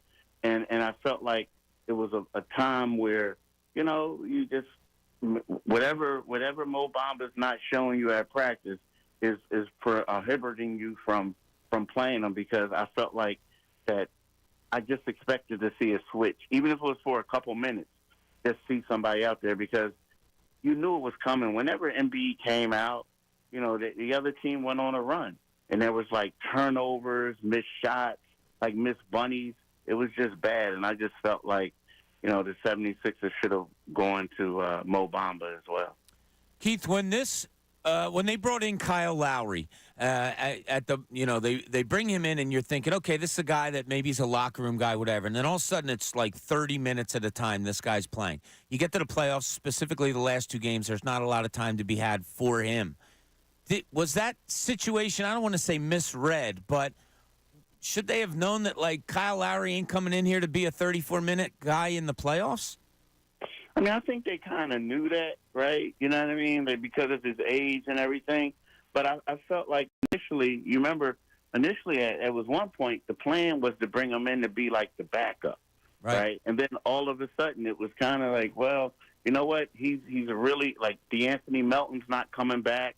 We think that we can get away with Kelly playing the 3, and then that gives us more depth with Nico coming off the bench. So I felt like that's how they felt it was that way, because the bench was bad. But then all of a sudden, you know, the thing that I felt where if there was not misuse, but I felt like, you know, Kyle was good for Maxi's maturation. But it looked to me a lot of times where Kyle would get the ball and he would just tell Maxey, here, you keep it, and I'm going to play off the ball. Whereas Kyle is like the first legitimate point guard that they had. And sometimes I just felt like they would have been better suited with him running the offense. You know what I mean? Like, yeah. And I felt like that would free Maxey up and stuff like that. So, yeah, if that happened, I could understand if he's not playing that much minutes. But to me, it's like when you have Kyle Lowry and he's off the ball, and you want him to become this up shooter and do things like that, I just feel like you lose a little bit, with that. But yeah, you are right. He couldn't play a lot of minutes, but at the same time, remember, it was like initially the plan was he was going to be the backup point guard. Keith, Jalen Brunson last night gets 16 free throw attempts. Tyrese Maxey only gets 4. Why do you think Maxey doesn't get the calls? That's a great question, and I asked Nick Nurse about that too, and he was like, he doesn't know. Like, it's weird because there are certain times where Maxey is getting tackled, it seemed like. Now also, I do feel like that a lot of times that, Maxey's stuff, a lot of it's in transition. He's running like 100 miles an hour. He's going real fast. And they look at him that maybe he may be drawing some of the contact. But the thing is, and the one thing I will say about Brunson, like Brunson does that Trae Young type of thing where he gets in front of the defender and then he just stops and go up and you just run right into the back of him. So he's mastered that. And also he's the face of the franchise, like of New York, right? Whereas Joel Embiid gets a lot of calls. But to me, Maxey did take a beating this season. And I feel like that's an area where, you would hope that, he's an all-star now. I mean, most improved player. You would hope that's one of those things where, I think he would start getting some more respect next season. It didn't help him yesterday or this series. But, you look at Brunson and I guess you feel like you're obligated to look out for him. But, yeah, they need to do stuff better for Maxey. We're talking to Keith Pompei from the Philadelphia Inquirer, Inquirer.com, on the Comcast Business Hotline. And, Keith, the obvious answer is the Joel Embiid injury, so I'm going to take that off the table with this question. What hurt this team the most this season in not enabling them to advance past the first round? I think the biggest thing was I think this team lost some toughness. And they also lost a lot of guys with a lot of quality postseason appearances. And the reason I'm saying that is, like, look at Nico Batum. Nico Batum came here, right? Role player, this and that. But for the most part, he stepped up, right?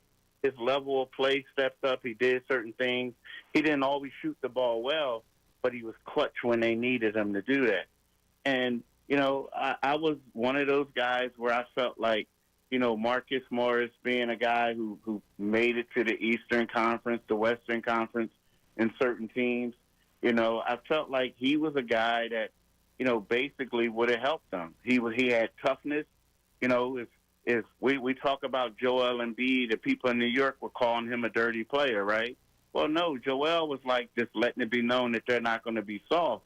But the problem, he had to do it. I feel like if Marcus Morris was here, Pat Bev was here, they would have been the ones who done that, who did it. And you look at it as if, like, are they elite players? Are they this and that? No. But do you think the New York Knicks had a bunch of elite players? No, they had one dude. But what they had was a bunch of gritty guys who were grimy and were ready to battle, go get loose, go get rebounds, tough it up. They did all that stuff. So when you look at it, to me, that was the biggest problem. Some people are going to say Tobias Harris, right? But a lot of the problem they had was because they couldn't get rebounds, they couldn't get loose balls, they couldn't do all the hustle things. So to me, that was the biggest reason why they didn't make it.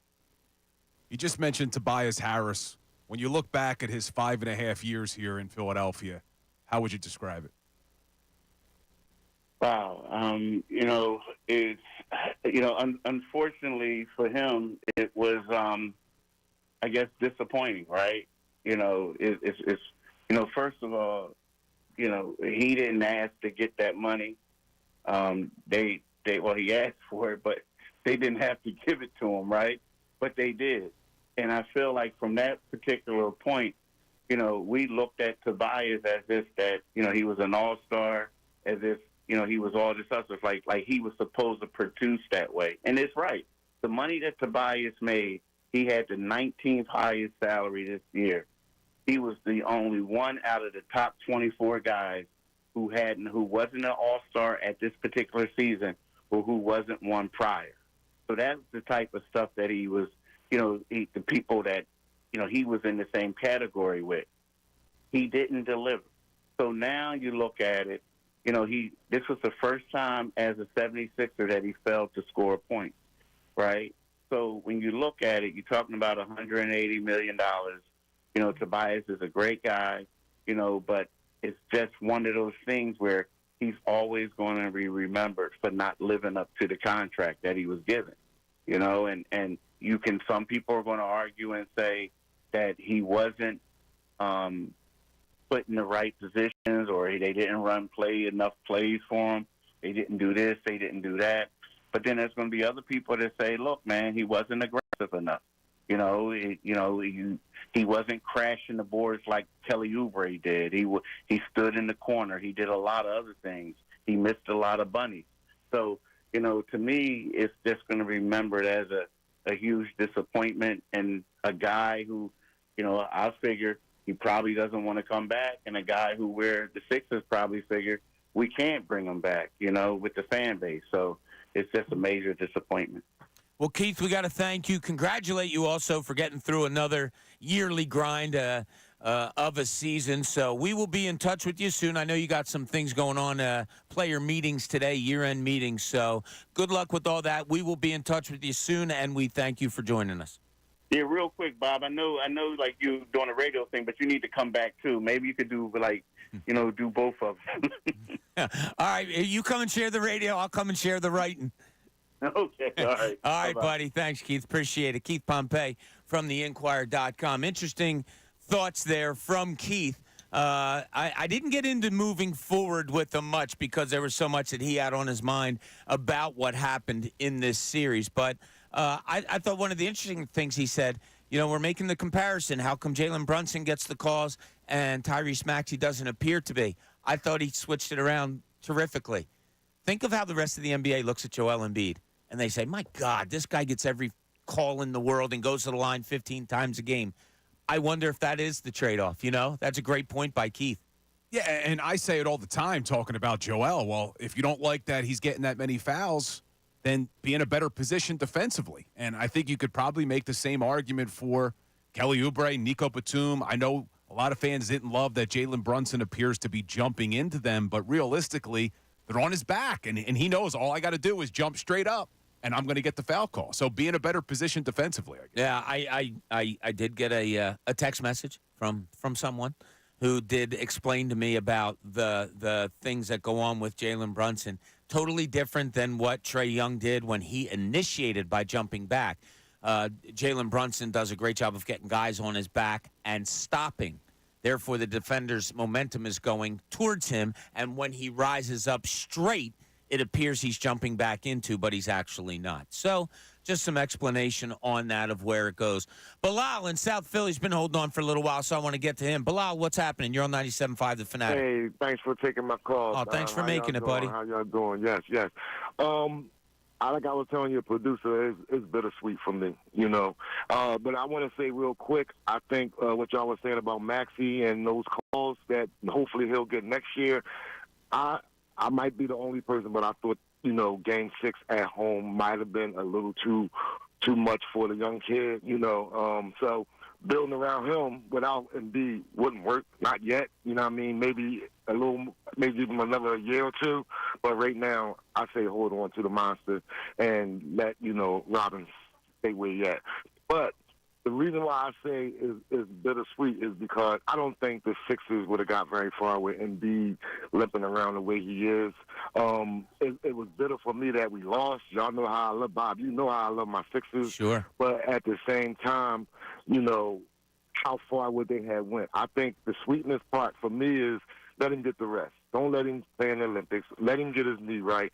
Let him get through the Bell palsy. I got a friend who has Bell palsy, and he is real. I mean, a close friend that I see almost every day. Yeah. It's crazy. It's really, really. It's annoying as hell, isn't it, Bilal? Yes, like, yes. I had a friend that had it, and he had to wear a patch for like 6 weeks. Yeah, he had to wear a patch. He couldn't close his eye. Yeah. And the people don't know. They actually have dry eye. Dry eye, man, doesn't mean your eye is dry. It means your eye is continuing to run. Yeah. That's what dry eye means. So my friend, he had to wear a patch because his eye kept running, and it was Bell palsy is a really, really strange disease, and hopefully Joel gets over it. But like I said, it's bittersweet for me. I'm sorry my Sixers lost, but Embiid got to get the rest, and we just come back next year, man. Just come back and make something happen. We under the cap, and I'm hurting right now. My basketball season over. I ain't watching no more basketball till next season. But it is what it is. It is what it is. Bilal, thanks so much, buddy. Hang in there. There's always another season to come.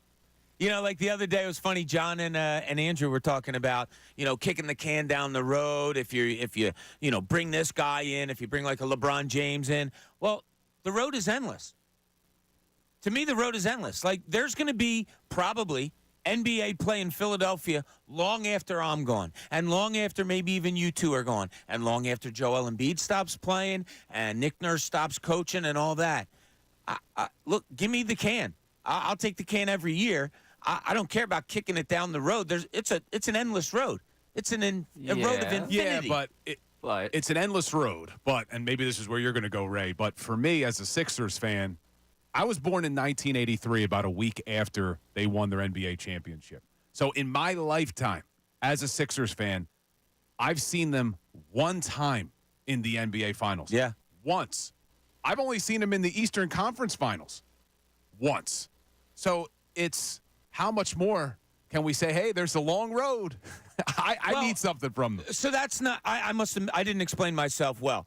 What others were saying was – oh, you can't look like kicking the can down the road is like you're not trying for next season. My thing is, no, try for next season. It's a long road. Like if you're going to get one player to say, oh, we're going to try to win it just next year and kick the can down the road as far as building the future, I don't care. I'm okay with that. I just want every year this team to have the best chance to win an NBA championship is what I'm saying. I must not explain. Yeah, because the way I was going to go with that was I don't want the can to be kicked past the exit in which Joel Embiid gets off. Right, exactly. Like, you got to win now with Joel Embiid, and that's the way it is for the next. He said 8 years. He said, I'm not going to it's okay. It's okay. But he said he has 8 years. I think that would be that'd be a little bit surprising. So, all right, all you callers that are on there, we'll get to you when we get back. If you have some thoughts you want to talk about, 610-632-0975. The reaction is still towards last night, towards the disappointment of what happened.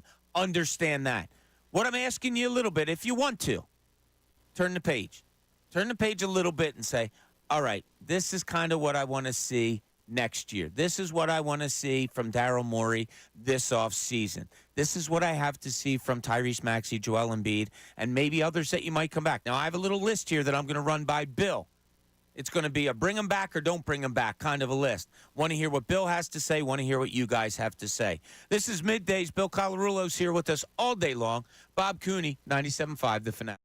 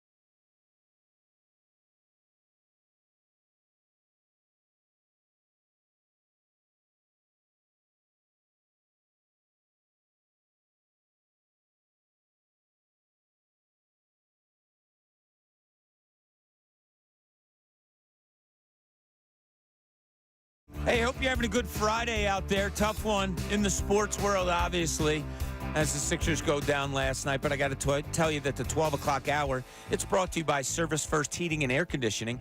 Get 0% financing for 72 months and a $500 rebate when you purchase a complete heating and cooling system from Service First. Learn more at servicefirsthvac.com. So Tyrone just came in with our morning meeting, Bill. I think we could call it, which is it's a show all bundled up in about a 6-minute span there, and some interesting stuff. So stay tuned for Tyrone, Ricky, and Jen today as they get things started. But we just got done talking with Keith Pompei from theinquirer.com, and Bill, his thoughts were just different things about Tobias Harris and called his tenure here disappointing, which I don't think many would disagree with. But anything that stuck out to you with Keith that he talked about while we had him on today that might be a subject? No, I mean, he kind of agreed with us about Buddy Hield, that he should have probably been in there in the third quarter. But we were just talking to Tyrone. He had an interesting point about the Buddy Hield thing, saying, hey, did Nick Nurse think maybe he just had lightning in a bottle? So that's an interesting thought. But, no, I mean, Pompei's kind of, you could hear it in his voice. I think he's with the rest of us, kind of just sad that this is over the way it ended, but you're not angry necessarily. But with the Tobias Harris stuff, and I always say to Ray, hey, you can't worry about the contract. You can't worry about the contract. But even if he wasn't a max deal guy, yeah, we'd be on him after what we saw yesterday. We better be. 0 shots in the third quarter, 2 shots in the game. How many fouls did Tobias commit? As many as you did. Yeah, 0. So it's just, it would be frustrated. But let me ask you this, Bob, because this had me thinking when Keith was talking about Tobias, when Ray mentioned it earlier as well. If Tobias wasn't a max deal guy, do you think he gets the minutes that he gets? Oh, that's a great question, because you had guys that didn't perform in the series that were sat by Nick Nurse, right? Early on campaign. Then you had to go to Buddy Hield, who he had out there early on in the series and was like, nah, that's not happening, taking him out. You saw Paul Reed's minutes cut because he simply wasn't performing. Bill, that is a great question. If you saw Tobias Harris wasn't performing and he didn't have that contract, would you have taken him out? Now, he had a good Game 5, as we all know. Played really solid defense early on in the series. Like Dee brought it up a lot when we were doing the pregame shows.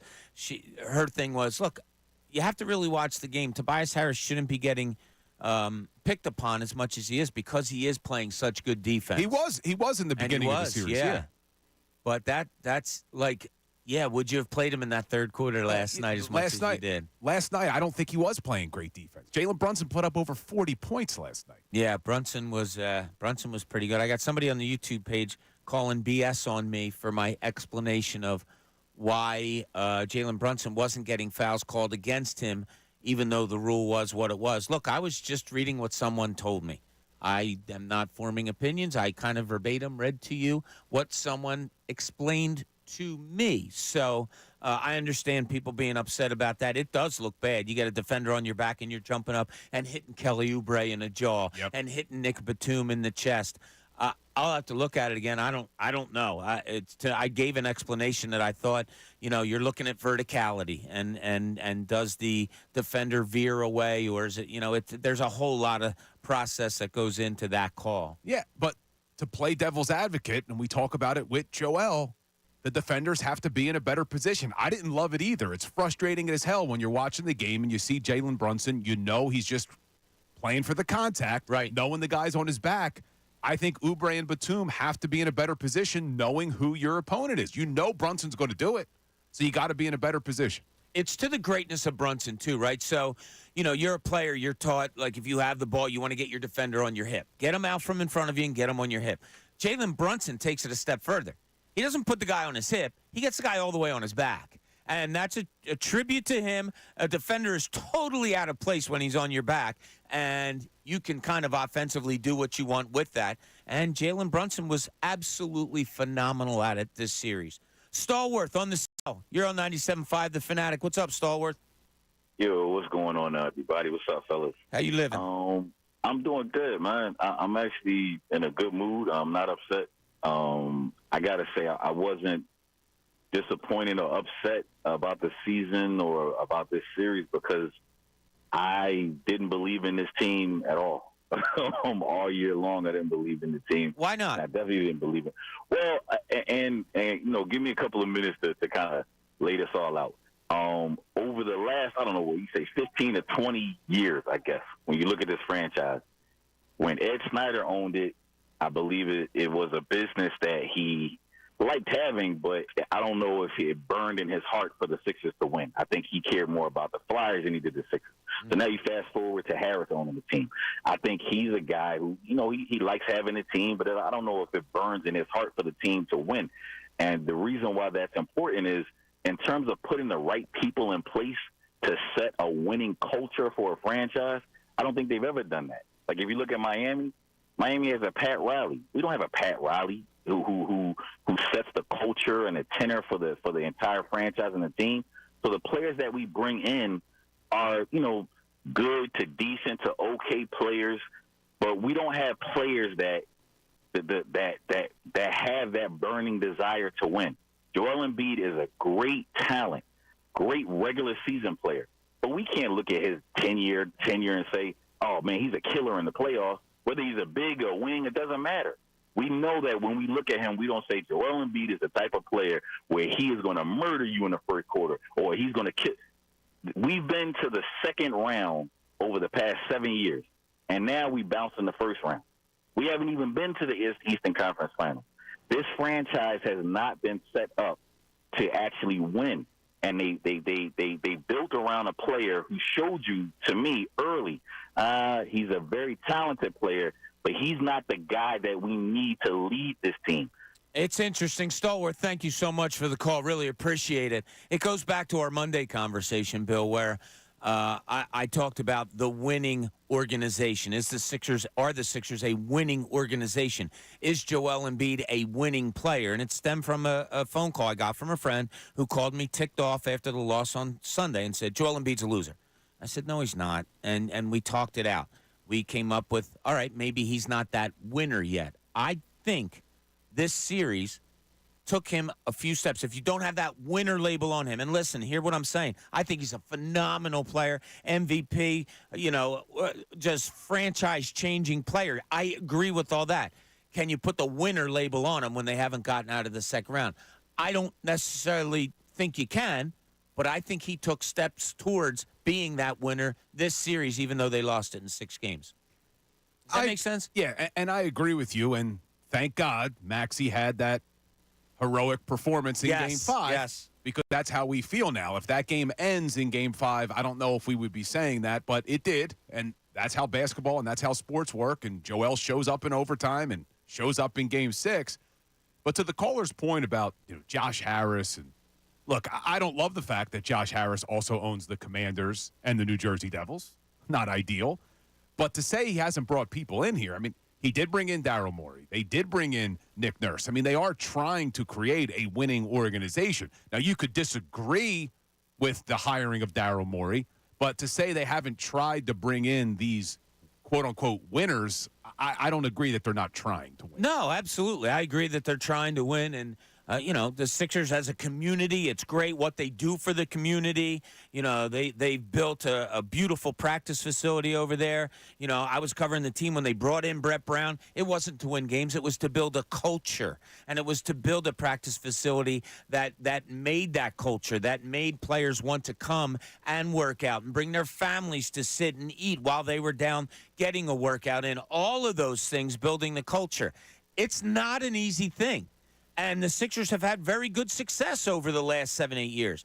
They just haven't gotten over that hump of being, like the winning culture that you need in order to advance to an Eastern Conference final or an NBA final. They've done a lot of great things, no question. But on the court, they just haven't got to that, in my opinion, that winning organization type that you're always looking for. They haven't, but they can absolutely, if they make the right decisions this offseason, can get there. Because this is the first time I can remember, and maybe you could correct me, Bob. I know you know the Sixers a lot better than I do, the history and all that. But when was the last time that they had this much cap space and this many assets to be able to make moves. And you already have two really big pieces to build around. So you have Joel Embiid and you have Tyrese Maxey, who's a restricted free agent. They'll get a deal done. And then you add all of this cap space. I mean, it is an exciting time, as frustrated as we are because they lost, and I'm frustrated, and it's like this melancholy feeling today. The season's over. You look forward, and it's, okay, we could be excited for this offseason. Yeah. But it's up to Daryl Morey now to maybe call Howie Roseman and figure some things out. Not a bad idea. I'm always for that. I would always like for look. There's what however many GMs there are in all of professional sports in America. There's not a lot of them, and you have 4 in one city. There's only 4 people in this city that have the same job, and that's being a GM of a professional sports team. I have no problem with them getting together and sharing ideas. I don't know if it happens often, but I would have no problem with it. Uncle Frank, you're on 97.5 The Fanatic. What do you got, buddy? Happy Frantic Friday there, friends. What's up, buddy? All right. So, if I may throw a little diatribe at you, I got to tell you, I'm sick and bleeping tired of all the hate, the big man hate. It's like the Ryan Howard hate. He had to give it up. He had Mr. I'll give up a layup to throw it out to a teammate who couldn't shoot a three. Then you got the Beard, who put the letter I in team, just wants to fly on his own, go clubbing, not show up at crunch time. Not to mention, all through that duration, guys, he had a $100 million or so wingman who crumbled like a damn cookie. I mean, he's playing. Look, he's got the Bell's palsy, recently repaired meniscus, logging a boatload of minutes per game. I mean, what the bleep do you want out of this guy? He game 5 wasn't scoring well, so what did he do? He contributed in a myriad of other ways. Yep. And not to mention the fact he didn't have a decent backup center. So stop all the hating, and Morey, go get us a proven winner here to create a winning environment. Good show. Enjoy the weekend. Go Phillies. Thanks, Uncle Frank. Uncle Frank, man, he's just like, he's got it now. Ray, whatever you did talking to him on the side to get him to be, succinct as he is right now, I'm proud that Coach Quote has, dialed it in a little bit. Were you here that day, Bill? I was not, but I heard you Okay. talking about it. Yeah, he says that the kids in the neighborhood call him Coach Quote. Oh, you gotta love That was a Uncle good job. Frank. I do feel like Uncle Frank had been slipping there for a couple weeks. I feel like that was a solid, get your footing coming back. back. Yeah, that was good. Yeah, That he's was good. coming back. I Yeah. like it. Yeah. All right, when we get back, we have a couple more, plenty more callers that still want to talk about the Sixers, but I'm going to ask Bill. I'm going to give him some names. I'll put it out there to you also, 610-632-0975. Are these players that you would think about bringing back with the 76ers? This is Middays, Bob Cooney, 97.5 The Fanatic.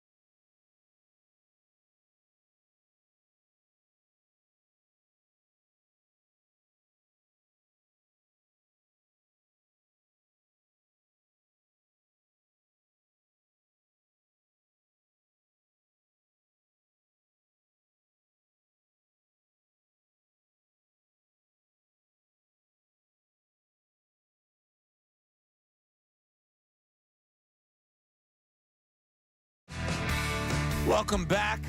Approaching 1 o'clock on this Friday, this gloomy, grim Friday. But we're getting through it after the Sixers lost in Game 6 last night to the New York Knicks. A lot of great calls that we've gotten today. People looking deep inside as to what may have happened with the 76ers.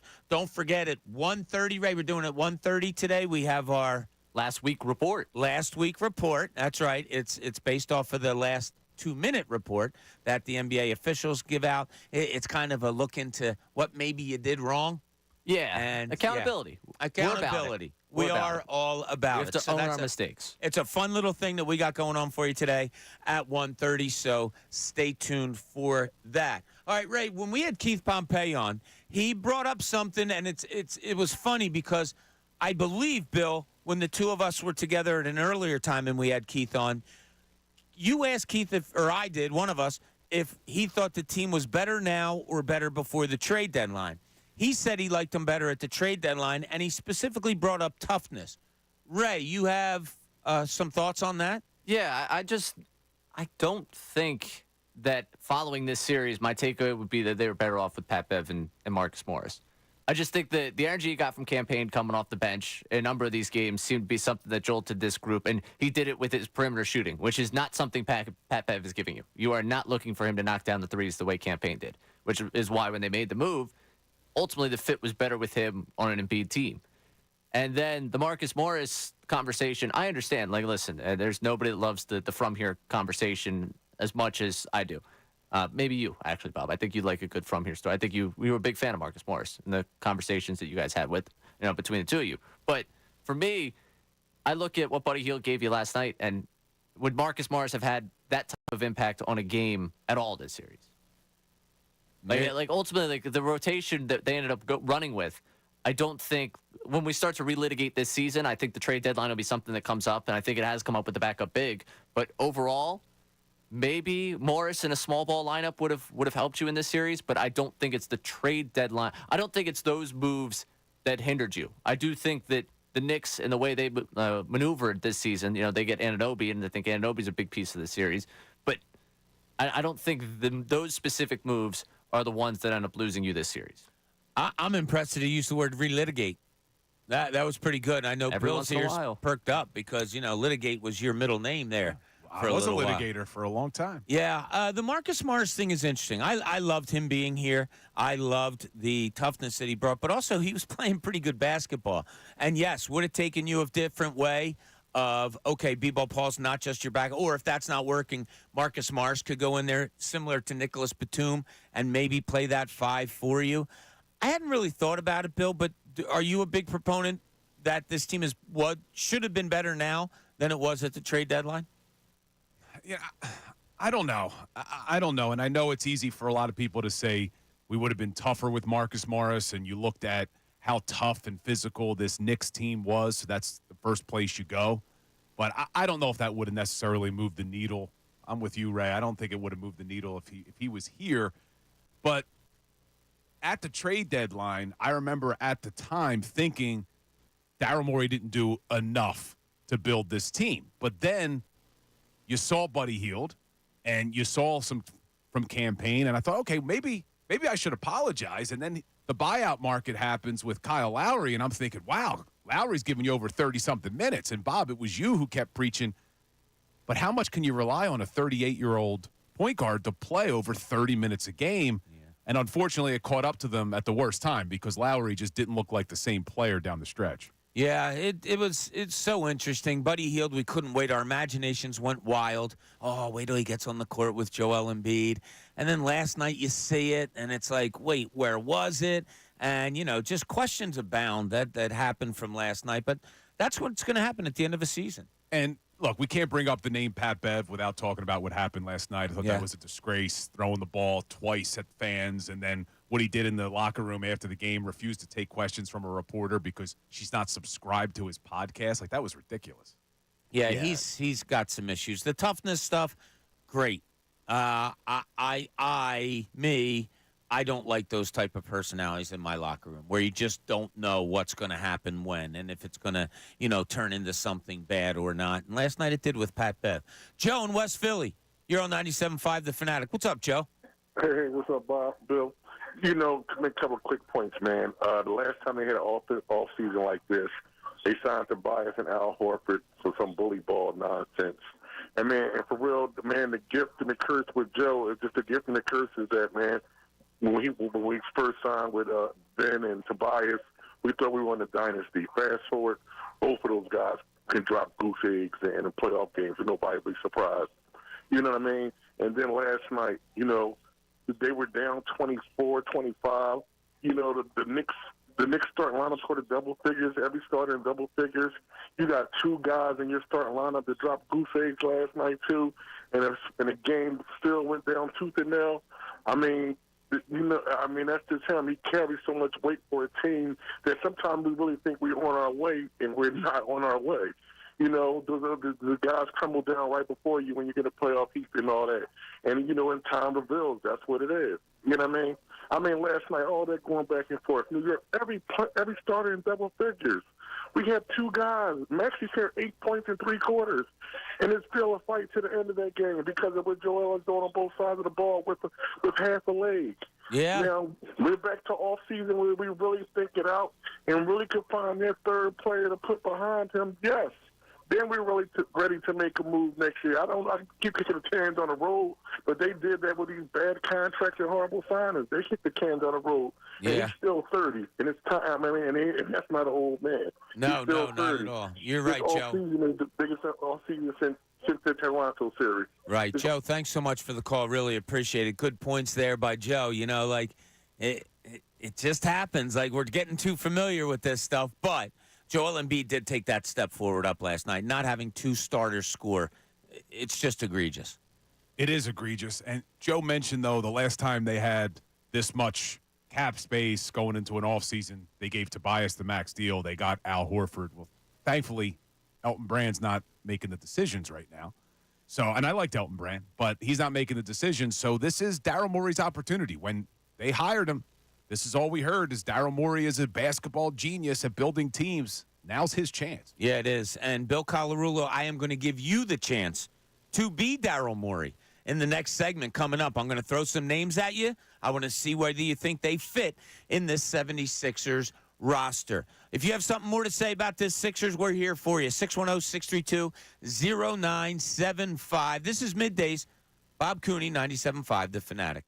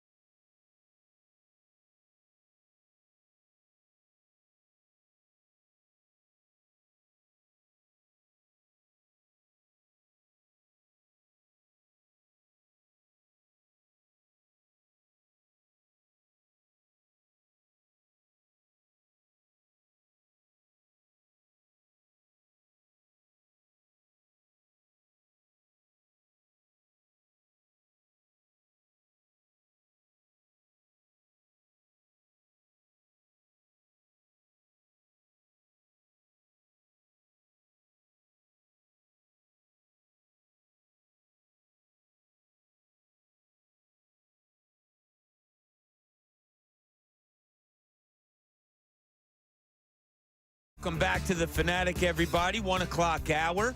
Bill Colarulo with us all day today. We go up until 2. That's when they turn the lights out on us.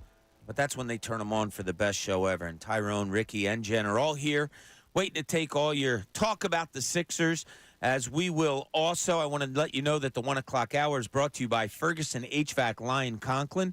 Attention HVAC contractors for equipment, parts, and supplies for every heating and cooling job. Visit one of Ferguson's counter locations in Bensalem, King of Prussia, Pennsauken, or Westchester. All right, I have something I want to throw out there to Bill. And before we do that, we're going to play a little snippet from Brian Windhorst from ESPN. But before we do that, I do want to go to Tom in Palmyra because I think he's got a pretty interesting thought here. Tom, you're on 97.5 The Fanatic. How you doing, buddy? Hey, how you doing, Bob? Good. Hey, I had so now that the pain has sort of worn off a little bit, and I get to look at this series as a basketball fan overall.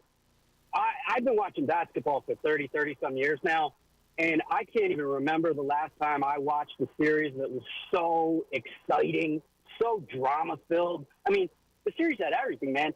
Scoring, defense, it was physical. We had multiple flagrant fouls. We had referee controversy.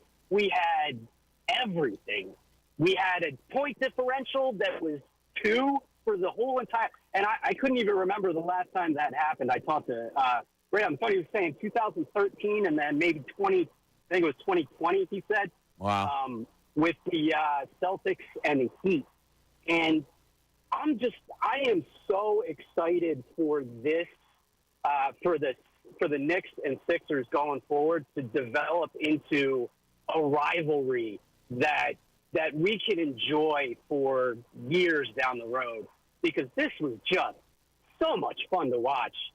My second point is I love Joel Embiid. I think he is a generational player for us. I don't think we're going to see a player of his caliber for a long, long time. A guy who's, I don't know why people question his toughness when obviously he's playing hurt and playing really well hurt, and finding ways to take his limitations and turn them into, I'm going to turn into a distributor now when I don't have my touch. Yeah. I'm still going to get 15 rebounds because I'm going to find my place.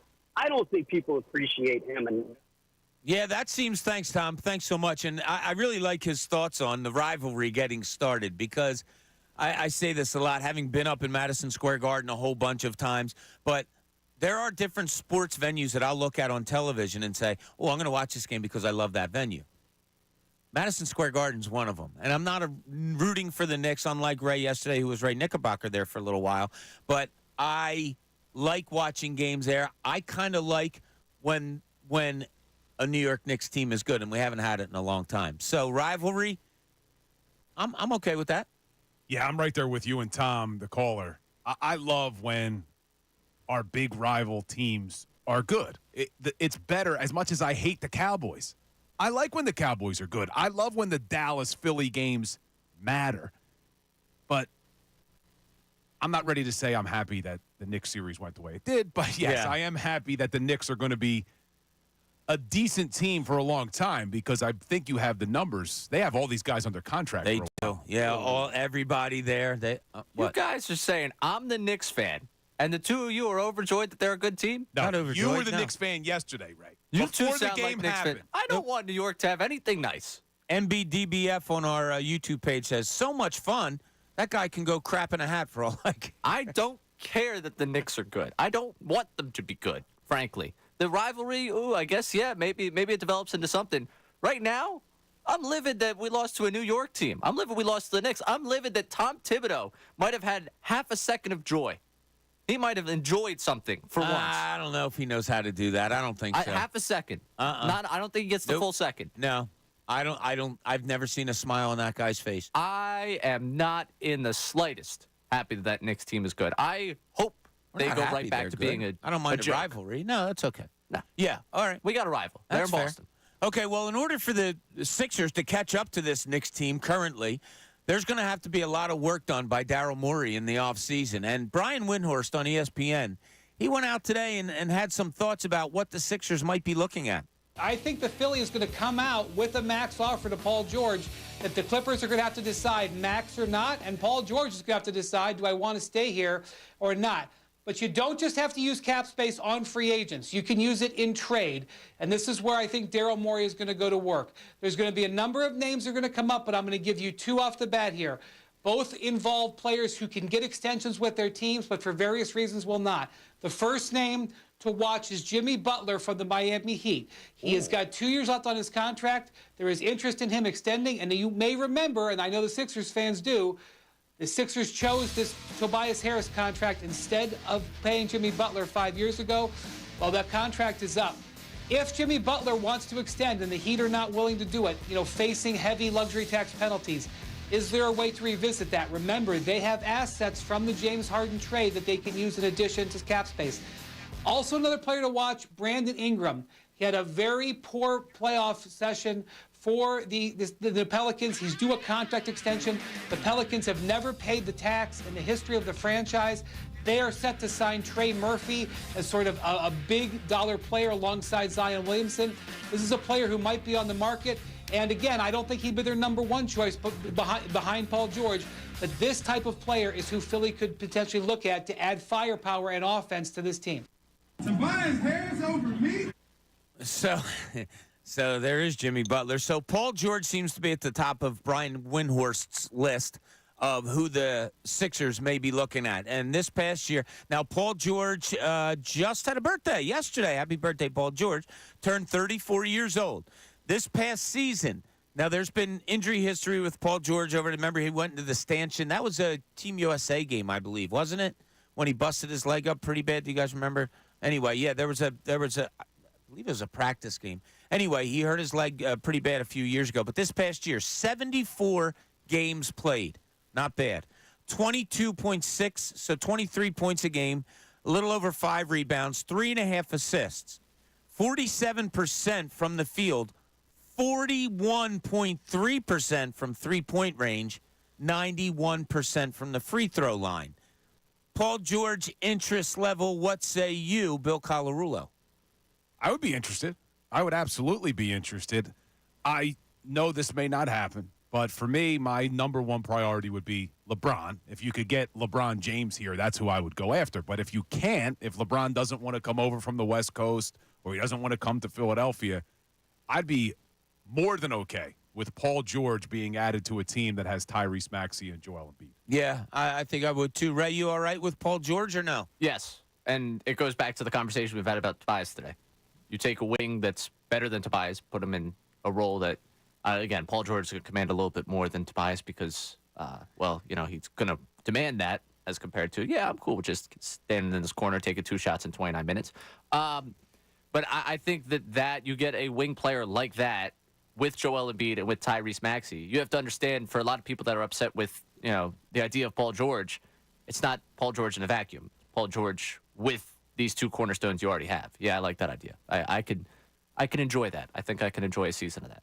Now, in Brandon Ingram, that's someone that it's weird. You go by your first take. Like somebody says a name and you're like, how do you feel about it? Brandon Ingram this past year. Now, Brandon now is he'll be 27 to play next year.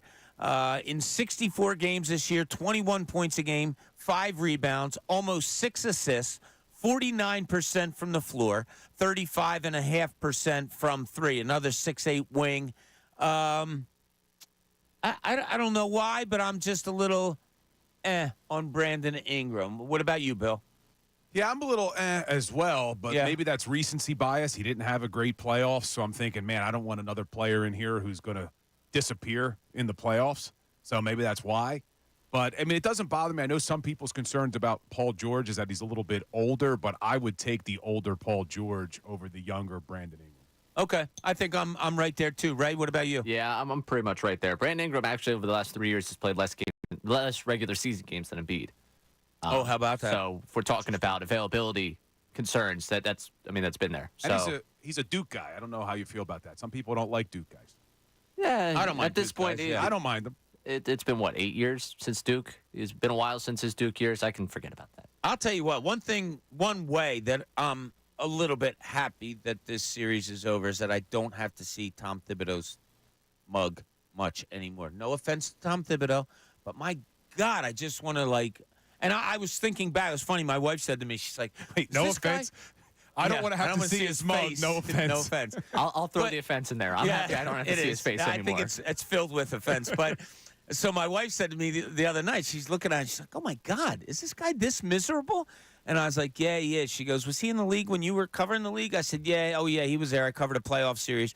And she goes, "Does he ever?" I said, "No, the most you would get was like if you had a media gathering, and sometimes, there's some silly stuff going on. The most you would get would kind of be like a, like that was his laugh, like a, And so, yeah, I wish the guy would smile. That's a great win for his. No, I don't want to see him smile. As much as I hate his face, I think I'd hate the smiling face because you. No offense. Again, you're throwing no offense in here. I don't think Tibbs and I are ever going to sit down for a beer. I actually said that last week. He's one of the people in sports I would least like to sit down and have a beer with. No offense, but he does look like the Penguin from Batman Returns. Oh, he does. Yeah. Yeah, that's kind of why I went with the laughing is. That's kind of all you're going to get. Yeah. They tried to make a joke during this series. Oh, God, how bad was that? And the media's like, yeah, we just get on with this. Yeah, please. I know we don't love Tibbs, but you got to give him his flowers. He did a great job coaching that Knicks team in this series. Yeah, and he's got a group that has bought into him, right, Bill? Yeah, they do. I mean, they play hard for him. They seem to really like him, which I've never really seen players who liked Thibodeau, but they seem to. Hey, it's only 40. Yeah, only 47% of the league doesn't want to play for him. Will in Brookhaven has some thoughts moving forward. Will, you're on 97.5 The Fanatic. Yeah, hey guys. Yeah, oh man, Windhorst just brought up what I was saying all towards the playoffs. In the beginning of the playoffs, we got to get Brandon Ingram. My reason, if you give me a chance, sure. The year that we drafted Ben Simmons, we had Brandon Ingram in for a workout. I was there. Yeah, he worked out with Embiid. He worked well to me. It seemed like he worked well with Embiid. But I understand we picked Ben Simmons because he was the sexier pick and he was like a generational player. But of course, we all got fooled, and I was fooled by it too.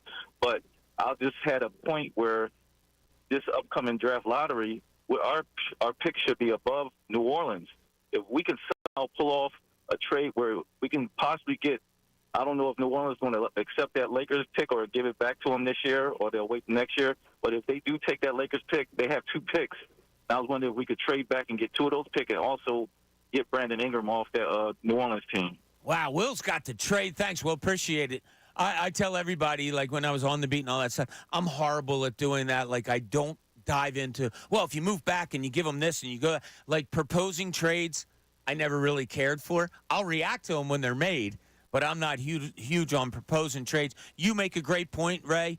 Bill, on Brandon Ingram, games played over the last few years, 52, 62, 61, 55, 45, 64. There's a lot of injury history going on there.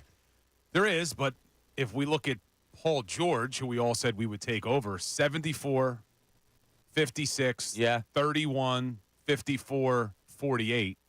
Yeah, no, he's had some injuries had that too. serious knee injury when he went into that stanchion. I'll never forget. I was watching that live, and it was one of those. That face that you just made, that Tom Thibodeau face that you just made. It was really? It was pretty bad. But it's going to be so interesting. It's going to be a great offseason to see what Daryl Morey might want to or be able to pull off. George in Jersey, you're on 95 The Fanatic. What's up, George? Hey, what's up, Bob? How you doing? I'm really happy to talk to you, man. I really miss your columns. Oh, thanks, buddy. I appreciate that. I think if we keep Oubre and we sign Maxey, I really think that Pascal Siakam would really be wonderful with his shot blocking, and he can step in at the 5. He's an amazing power forward. The energy, the slashing drives to the basket. I think he would really complement Embiid and allow Embiid a little more room on the outside and ease up on his knees. Yeah, Siakam was a guy that a lot of people in this city targeted this year, hoping to bring in during the trade deadline. I agree with you on that. You also have an affinity for OG Anunoby? Yeah, I really liked him. I was hoping they were going to get him in the offseason last year. Yeah, he's a free agent. Well, he's got a player option for this for next season. Right. Yeah, so it's about at $19 million. Thanks, George. Appreciate it. It'll be interesting to see whether he exercises that or looks for some more money. All right, Bill, you're the GM right now. You are Daryl Morey. We heard all those other names. Let's say they get somebody, a couple of big people, right? So you're talking some of the names that we just brought up. I'm going to give you these guys. They're not break-the-bank guys, but they're guys that we're all familiar with. I want to know your interest in maybe bringing them back. Let's start with last night's hero, Buddy Hield. I would bring back Buddy. I'm not – look, I think we learned this year that I don't think he could be one of your starting five, but I like him off the bench. When they made the trade for him, I thought there was a chance he could be in your starting lineup. I was excited to see what that would look like. But I'd bring him back if the price is right as a guy who could shoot the three off the bench. Okay. How about Nick Batum? If Batum doesn't retire, which I've read some things that maybe that's how he's leaning. Yes. I would absolutely bring back Nico Batum. I loved what he brought to this team. Nice little one-year deal, maybe something like that? Yeah, and he came up in big moments. He performed last night, was big in that playing game against the Miami Heat. He's that veteran presence. You mentioned it. We don't know exactly what he said to Paul Reed, but he made a comment to Paul Reed like, hey, get your stuff together or whatever it was. So I like Nico Batum on this team if he still wants to play. How about that campaign? I know what your answer is going to be. You like campaign, right? I do like his energy. Yeah. I do like what he brings. And look, playoffs bring out different things in people. Can he carry that kind of energy through a whole season or whatever? I don't know, but you can kind of get him on the cheap. You need some point guard play in this city. I think, I'd take a long look at campaign. I think I would too. I mean, that shot is so ugly looking. Oh, it's so horrible. But it goes in. So I did like the energy. Campaign, every time he got on the court in this series, the energy elevated for the Sixers. Yeah. Yeah. All right, last one. And people on our YouTube page, we're just bringing back, like, I don't know what these guys are going to get paid. Somebody said Buddy Hield's going to get $20+ million a year. That's too much. We're not talking exact numbers yet. We're just talking thinkability about whether you would maybe bring him back. All right, the last name I'll give you, Kelly Oubre. Absolutely bringing back Kelly Oubre. Now, the thing is what is he going to cost? We're not getting into that. You got him on a real cheap deal this year. Was a great deal for the Sixers this year, but I loved what he brought, and I thought it was a relatively quiet season from him off the court. We did have that little issue where maybe he got hit by a car. We didn't really know what happened. He ran the stop sign after one of the Knicks games, but relatively quiet off the court, and I loved what he brought, and he said after the game last night, Nick Nurse is the best coach he's ever played for. So I think he wants to come back. So yeah, it sounds like it. I'd bring back Oubre. Yeah, and our friend Maria from Collingswood, she is absolutely in love with him. Last night when he made a shot and he blew a kiss to the side, Kelly Oubre did. Did you see that? Oh, I did. Yeah. She texted me and she goes, that was to me. He was sending it to her. That's how much so she is. Sweet. Yeah, with Kelly Oubre. Okay, when we get back, fun little section that we're going to have for you here. It's called, Ray? The Last Week Report. Last Week Report. And it's going to be some, little mistakes that we may have made. I don't think I made any. So we'll take a look. Oh, man, this isn't good. All right, we'll take a look at that. Phone lines are full. We will get to all of you guys after we play our little game. We thank you for joining us. Bill Colarulo, thank you for being here all day. This is Middays. Bob Cooney, 97.5 The Fanatic.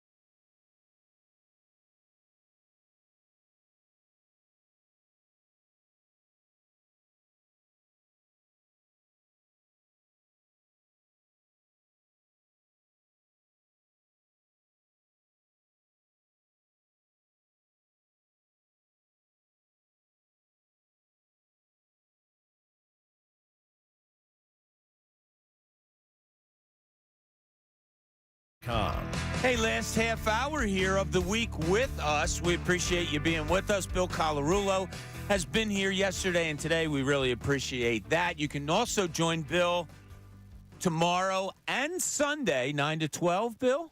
9 to 12, right here on The Fanatic. Obviously doing some Sixers talk, but if you follow me, you know I love the Eagles, so we're going to do some Eagles as well. There you go. So right now, we throw it into the hands of our great producer, Ray Dunn, as we have a new feature that he is going to introduce to you for the second time, but it's going to be a little more jazzed up this time. Yeah, we're going to jazz it up a little bit. We are doing our last week report. So, again, the NBA's last 2-minute report. You kind of get a sense of accountability from them, what they got wrong. They like to mention what they got right. I really only want to focus on what we got wrong here. And we're going to start, actually, with Bill Colarulo. Bill. Oh, what'd I do? Last Friday, you were in. I was not. So I have to give a lot of credit to Bob and his love of this segment. Whoa, wait a minute. I'll be honest with you guys. When I wasn't here, I might have taken a few moments off of listening. But you were trying to describe what exactly Joel Embiid has. And you might have missed one of the words. How's it his fault he has Bell's palsy? I mean, Bell's palsy. Bell's palsy. One of those. Bell's palsy. Now, you mentioned your love of the Philadelphia Eagles. Of course, Bob loves them as well. Bob was trying to remember what exactly happened in the draft, and I understand. Cooper DeJean, a big draft pick. You know, you want to talk about him. You just got to remember that you're talking about that specific player. Their defensive backfield of the future. Yeah. In Mitchell and what's his face? Why am I drawing Cooper a blank? DeJean. Yeah, DeJean. Thank you, Amy. Yeah, sometimes you forget names. You know, that's just the way it goes, right? Yeah, sometimes you forget names, or sometimes one of the players on the other team has a similar name to the owner of your team, like in this case. Josh Harris was 0 for 7 from the floor yesterday. 0 for 3 from 0 for 4 from Josh Hart. Josh Harris was on the sideline. Oh my God, here we go. Thank you again, I Amy. like to cue you up. Yeah, that's all right. Now, I have to keep accountability as we continue on with Monday. I still don't really know what these tires are, but there are tires in one of the update reads that I'm trying to get out, and I struggled. Not once, but I struggled twice with this one. AAA Car Care, save up to $150 on select sets of 4. Vestestein tires. Now, I definitely said that wrong. You were close. Save up to $150 on select sets of 4 Vestestein tires now through May 31st. Only at AAA. Oh Car my God, Care that's Centers. horrible. Details at AAA.com/mycar. Doing that read is going about as well as the 76ers fourth quarter went. It's like Worcestershire. Yeah, you struggled a little bit there. That's good of you, Ray. Yeah, well, Yeah. if I'm going to get you, I have to make sure that I'm in there as well. It was a good try. Yeah, something that the two of us do every day following the show. A little behind the scenes here. It's our promo. And you love to do the promo for the next morning. Once again, you just couldn't get through one of these promos. Hey, join us after Buzz and Woody is. All right, I won't laugh. That's a lie. He laughed again the next time. But we're going to continue on to Wednesday. And Wednesday, it was the 1 o'clock hour. I don't know what happened in the 1 o'clock hour, but there was a new energy about Bob. And he might have called for the 76ers to play someone that's on the Boston Celtics. And that is, all right, I got to give Jaden Springer a 3-minute run here. Not quite. No, okay. Yeah, we know what happened. I was thinking of Ricky Council the fourth, and I said Jaden Springer. That's Yes. okay. That's all right, yeah. Yeah, and then you were trying to figure out one of the centers for the Knicks. Pump fakes, goes up, Mitchell Robinson. Why do I always keep forgetting his last name? Because I it's said two Mitchell. last names. Yeah, I said Mitchell, what's his face? A few moments later. Two-handed push that came from, what's his face? Mitchell Robinson. I'm big on what's his face, man. It's been a part of my vernacular for a long time. Now, one thing that's been a part of the show this week was calling me a Knicks fan. And I didn't appreciate that, especially when on Wednesday you said this. Tomorrow night, as the Sixers take the court at 9 o'clock against not New York. I was looking at you when I said that, right? Your New York Knicks. I don't know about that one. I don't know. He did turn into Ray Knickerbocker yesterday. Bill, you remember. He did. Would you have rather been in the Sixers position or the Knicks position? Anyways, we're going to continue on here. Going to yesterday. Joel Embiid stole the ball from who? You know, he got a huge steal on Kyle Lowry. I don't know why. Jalen Brunson and Kyle Lowry are just like mixed-matched in my mind, yeah.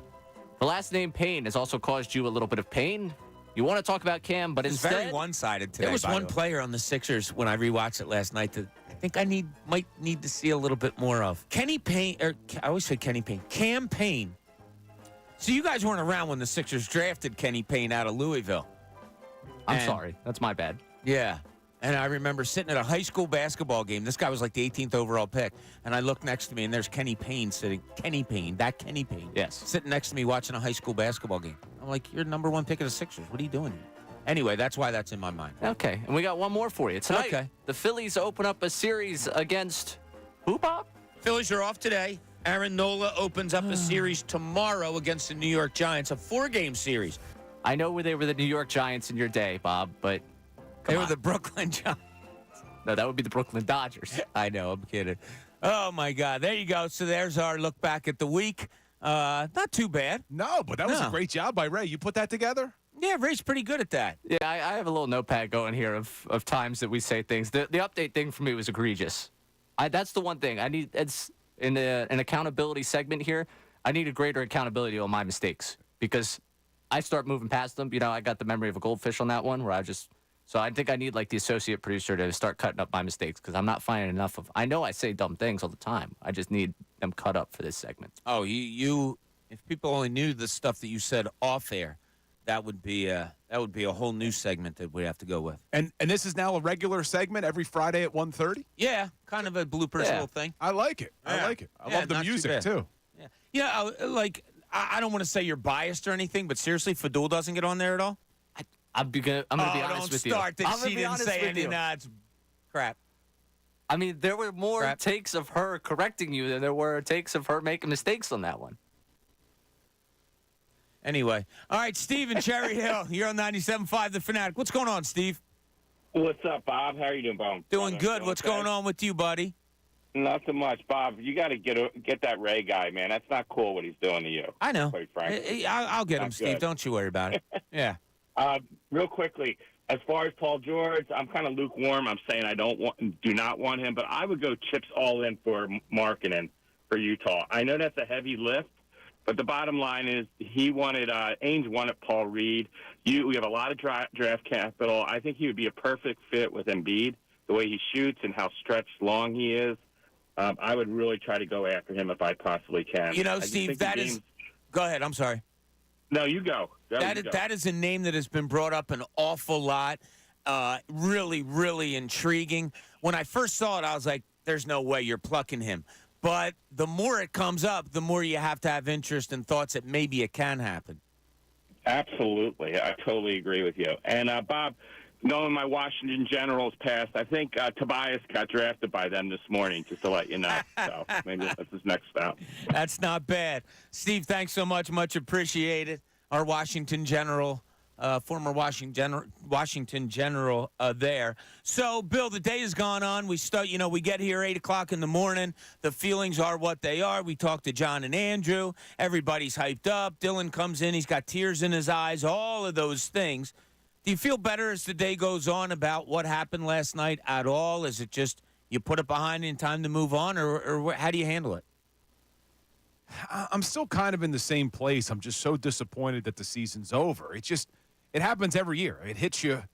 There's such a finality to it, and it comes out of nowhere. It's so quick. I know you expected it. It's an elimination game, but now all this Sixers talk and everything about this team and the roster as it's constructed, it's done, and we have to turn the page. So I kind of feel the same way. It's just this. It's sad. I'm not angry at Joel Embiid. I'm not angry at Tyrese Maxey. I'm not even angry at this Sixers team. It's just a sad feeling that it's over. It's exciting that there's a lot of things that could happen this offseason, but it's a long offseason, Bob. Yeah, it is. And expectations, I think, have been higher in years past. When you had a number one seed, when Joel Embiid was relatively healthy, when it was a face and not a knee, that was the injury, all of those different things. Are we feeling better today because expectations maybe weren't as high? They were a 7 seed after all. Embiid did miss 2 months of the season. Embiid was not 100%. It really just popped into my head to ask this question.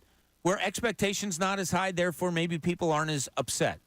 Definitely. I think that's a great point. I don't think we had the same level of expectations, and I think the fact that the series itself was so close, every single game was a close battle, that people are not as angry. They didn't really have that game where they failed to show up. I mean, they did. They showed up every game. They battled every game. Even last night, going down 22 points in the first quarter, they battled back and eventually had a 10-point lead in that game. So, but I do think, to your question about the expectations, no one really had high expectations this year. And you said it, Bob. Going to give you credit here now that Ray just killed you with that last week report. Mm-hmm. When we were talking before the season ended and all those different scenarios about who the Sixers could get in the first round, the team you kept coming back to that you didn't want to see in the first round, other than the Boston Celtics, was the New York Knicks, because you knew Jalen Brunson, the way he played, the physical nature of this team, that it would be a tough series for the Sixers to win. Yeah, those left-handed point guards, I don't know what it is. They just drive me crazy, and he did that to this whole city this week. Ray, I'll ask you this question because you did step onto this, platform yesterday. You lose to a team in the playoffs. I don't generally at all subscribe to this. Do you go on and root for them to be better in the playoffs? Like if they go on to – all right, we're not even going to finish asking you the question. No, I'm saying you're not rooting for I'm not rooting for the Knicks. I'm not rooting for them, but, you have a general feeling of if they lose their next series, you're like, God, where are the Sixers? If they can't beat Indiana and the Sixers can't beat the Knicks, where are the Sixers? Like Does that ever creep in or no? Well, it's like when Toronto went on the win. We said, oh, look, if we would have just got – if they don't have the triple doink Kawhi Leonard shot, Sixers may have won the national championship. Sixers would have won the championship that year. Yeah, I understand that line of thinking. I'm not one that just can turn around and be like, oh, I'm so happy for you. No, I'm going to hold a grudge, especially after this series. Right. I don't think there's anything about, be honest, Josh Hart, I can't stand him. Hartenstein, I can't stand the guy. I'm not going to turn around and be like, you know what, we lost. And since we lost, I want to see you succeed to prove me that I was right about this team. No, I hope you fail. I've never been like that either. Have you come to, both you guys, did you come to an appreciation for the New York game at all? I think it's hard not to appreciate the way they play. I mean, they're aggressive, they're physical. I could do without the constant arm raises, looking for fouls, or complaining every time Hartenstein fouled Joel. I could do without that, but it's hard not to appreciate their game, and I know you have a real appreciation for Jalen Brunson's game. I do. I mean, being around basketball as much as we all have, my first spot that I look at is point guard, and my God, did that guy control this series. And it was something we talked about going into it. You needed the domination from Joel Embiid. You couldn't let Jalen Brunson control the series. Man, if Embiid dominated 60% of the time, I'll say Jalen Brunson controlled 90, 95. You can talk about his shooting. Oh, he went 8 for 25 and 8 for 29. Okay, but was he still controlling the game? And he just did an unbelievable job of doing that. A local kid, the kissing of the fingers and pointing to the fans and all that stuff. Of course, that gets under our skin because you're rooting for the Sixers to win the game. But if you can just get an appreciation for someone's game out of that series, mine rose on Jalen Brunson. You can answer this after the break, but did it surprise you at all that Embiid started taunting a little bit in the third quarter? Yeah, the little...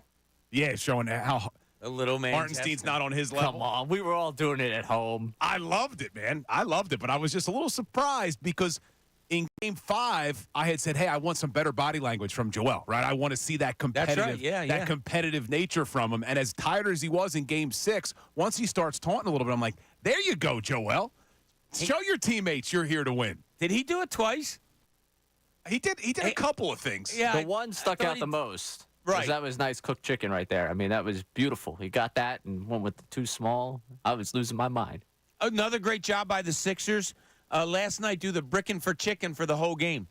And they went on a tear after that. I love that. I love that it wasn't just the second half. They were looking out for the fans this week, especially last night, and good on them. Okay, when we get back, we're going to wrap up the week, wrap up the day. see where maybe the Sixers go forward. Talk to Bill about what he's got going on this weekend. Maybe Ray has something going on besides going to every single Phillies game in the history of the world. We'll check out that with everybody. This is Middays. Bob Cooney, 97.5 The Fanatic.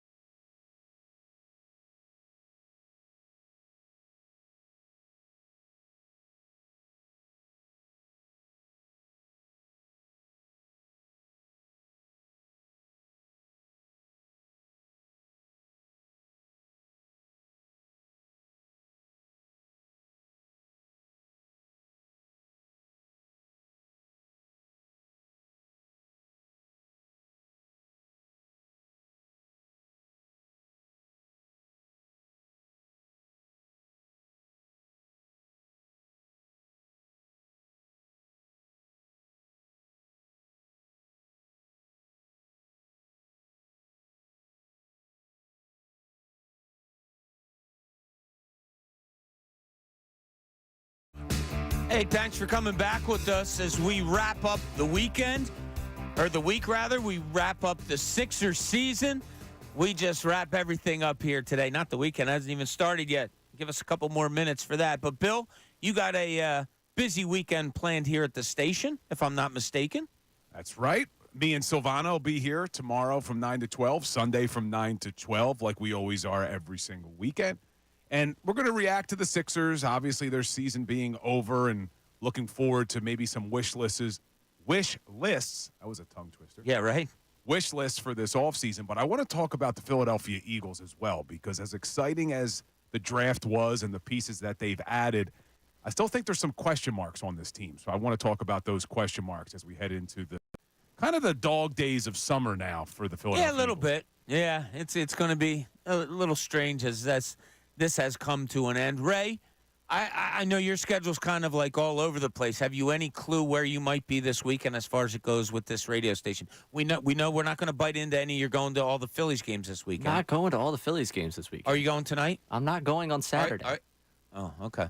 We'll see, unless somebody comes up with a ticket. No, I'm staying in Saturday night. I'm not doing anything Saturday night. I got Broad Street on Sunday morning, so I'm not. Oh, that's right. Good point. Oh, Yes. yeah, good luck. Yes, it's hydration season for me. Yeah, so I got Bills tonight. Oh, yeah, for the station, yeah. Probably Sunday. Probably. Usually 3 to 6, but we'll see. It's one of those schedules. You just don't know. There's a lot going on in the sports world. You got to be able to adapt, maneuver, So I have a buddy of mine, a good friend of mine that I mention on this show often. He does not drink beer during the week. On Fridays when he gets home from work, he likes to hang out in his garage, and people flood his garage, just randomly come over, and he's got beers and stuff like that. And Saturday, he has his day. He and his wife, they go out all day, and then he doesn't drink on Sunday, and so on and so forth. So he texted me about the show earlier in the show, and I texted him back, and we were going back and forth about a subject. And I said, so you're running Broad Street on Sunday, right? And he said, yeah, I'm just grabbing my bib now. I said, so how does that affect the beer drinking this weekend? He goes, oh, you need the carbs. Yeah, I was going to mention that to Ray. Some people do drink beer for the carbohydrates.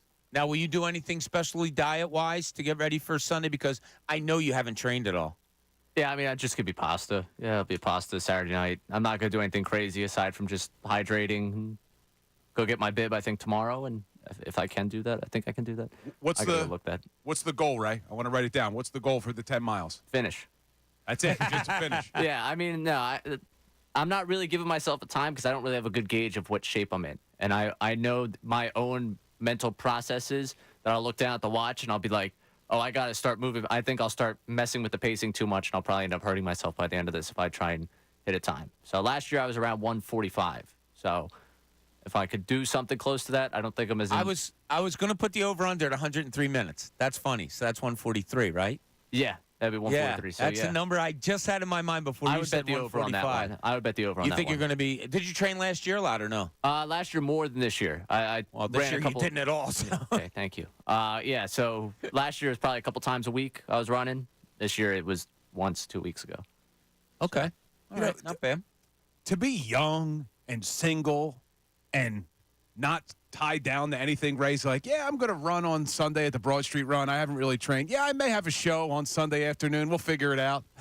He does whatever he wants. Living the dream, Ray. Yeah, and I might end up at Sunday Night Baseball on Sunday night. Who knows? Who knows? No, you will wind up at Sunday Night Baseball because I know you've already got that worked out. My man, I don't know. He goes, are you hitting all the baseball parks this summer, like every single one of them? All over the country? It's funny you say that because I'm not hitting all of them, but there's going to be some weekend plans to make one on a Saturday. I want to knock out the ones close to here, but there are plans to maybe hit one that's not within the 2-hour circle of Philadelphia. Okay.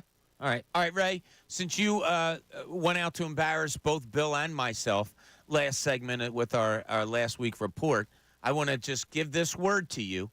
Okay. And you tell me what it's associated with. You ready? Yep. Fierceness. The lack of it displayed by Tobias Harris attacking the bucket. You're an idiot. It has to do with sports. It's one of the favorites of the Kentucky Derby, Ray. Fierceness. That's right. Go horses. Yeah. Bill and I were talking about that during the break at his country club where he belongs. They're going to have a big dress-up party for the Kentucky Derby. My wife still loves it. The Kentucky Derby is always looking to go out, to do something for it. Would that be a bucket list to go see a Kentucky Derby? No, I'm not even going to the club's party. I mean, I'm not. I'm not that into the horse racing for whatever reason. I said to you off the air, the last time I watched the Triple Crown, all three of them, was when Smarty Jones was running for it. Do you remember that, Ray? Were you old enough to remember Smarty Jones? I'll be honest with you. Smarty Jones might have been happening, but I had no real feel on it. Ray's not a horseman. Not a horseman. No. We've come to learn that about him. But Smarty Jones was the local Philly horse that was going to win the Triple Crown. Everybody around here was kind of behind him. Yeah. I guess I was too young and naive. Ray's not a sportsman. That's what it all comes down to. No, Ricky's a sportsman. He's out there riding and whipping right now. All right, listen, we want to thank all of you for joining us this week. What a crazy week it's been with all the Sixers coverage that we've had. We had the Eagles' reaction to the draft, obviously. Bill's going to wrap all that up tomorrow. Saturday and Sunday, actually, 9 to 12, you'll have Bill Colarulo here with you. At some point, Ray is going to, I don't know, maybe work while he's not running and going to Phillies games and, hitting all the bar scene action. We'll see how that all plays out. But we will be back with you Monday, 10 a.m. Right now, stay tuned. Best show ever coming up next.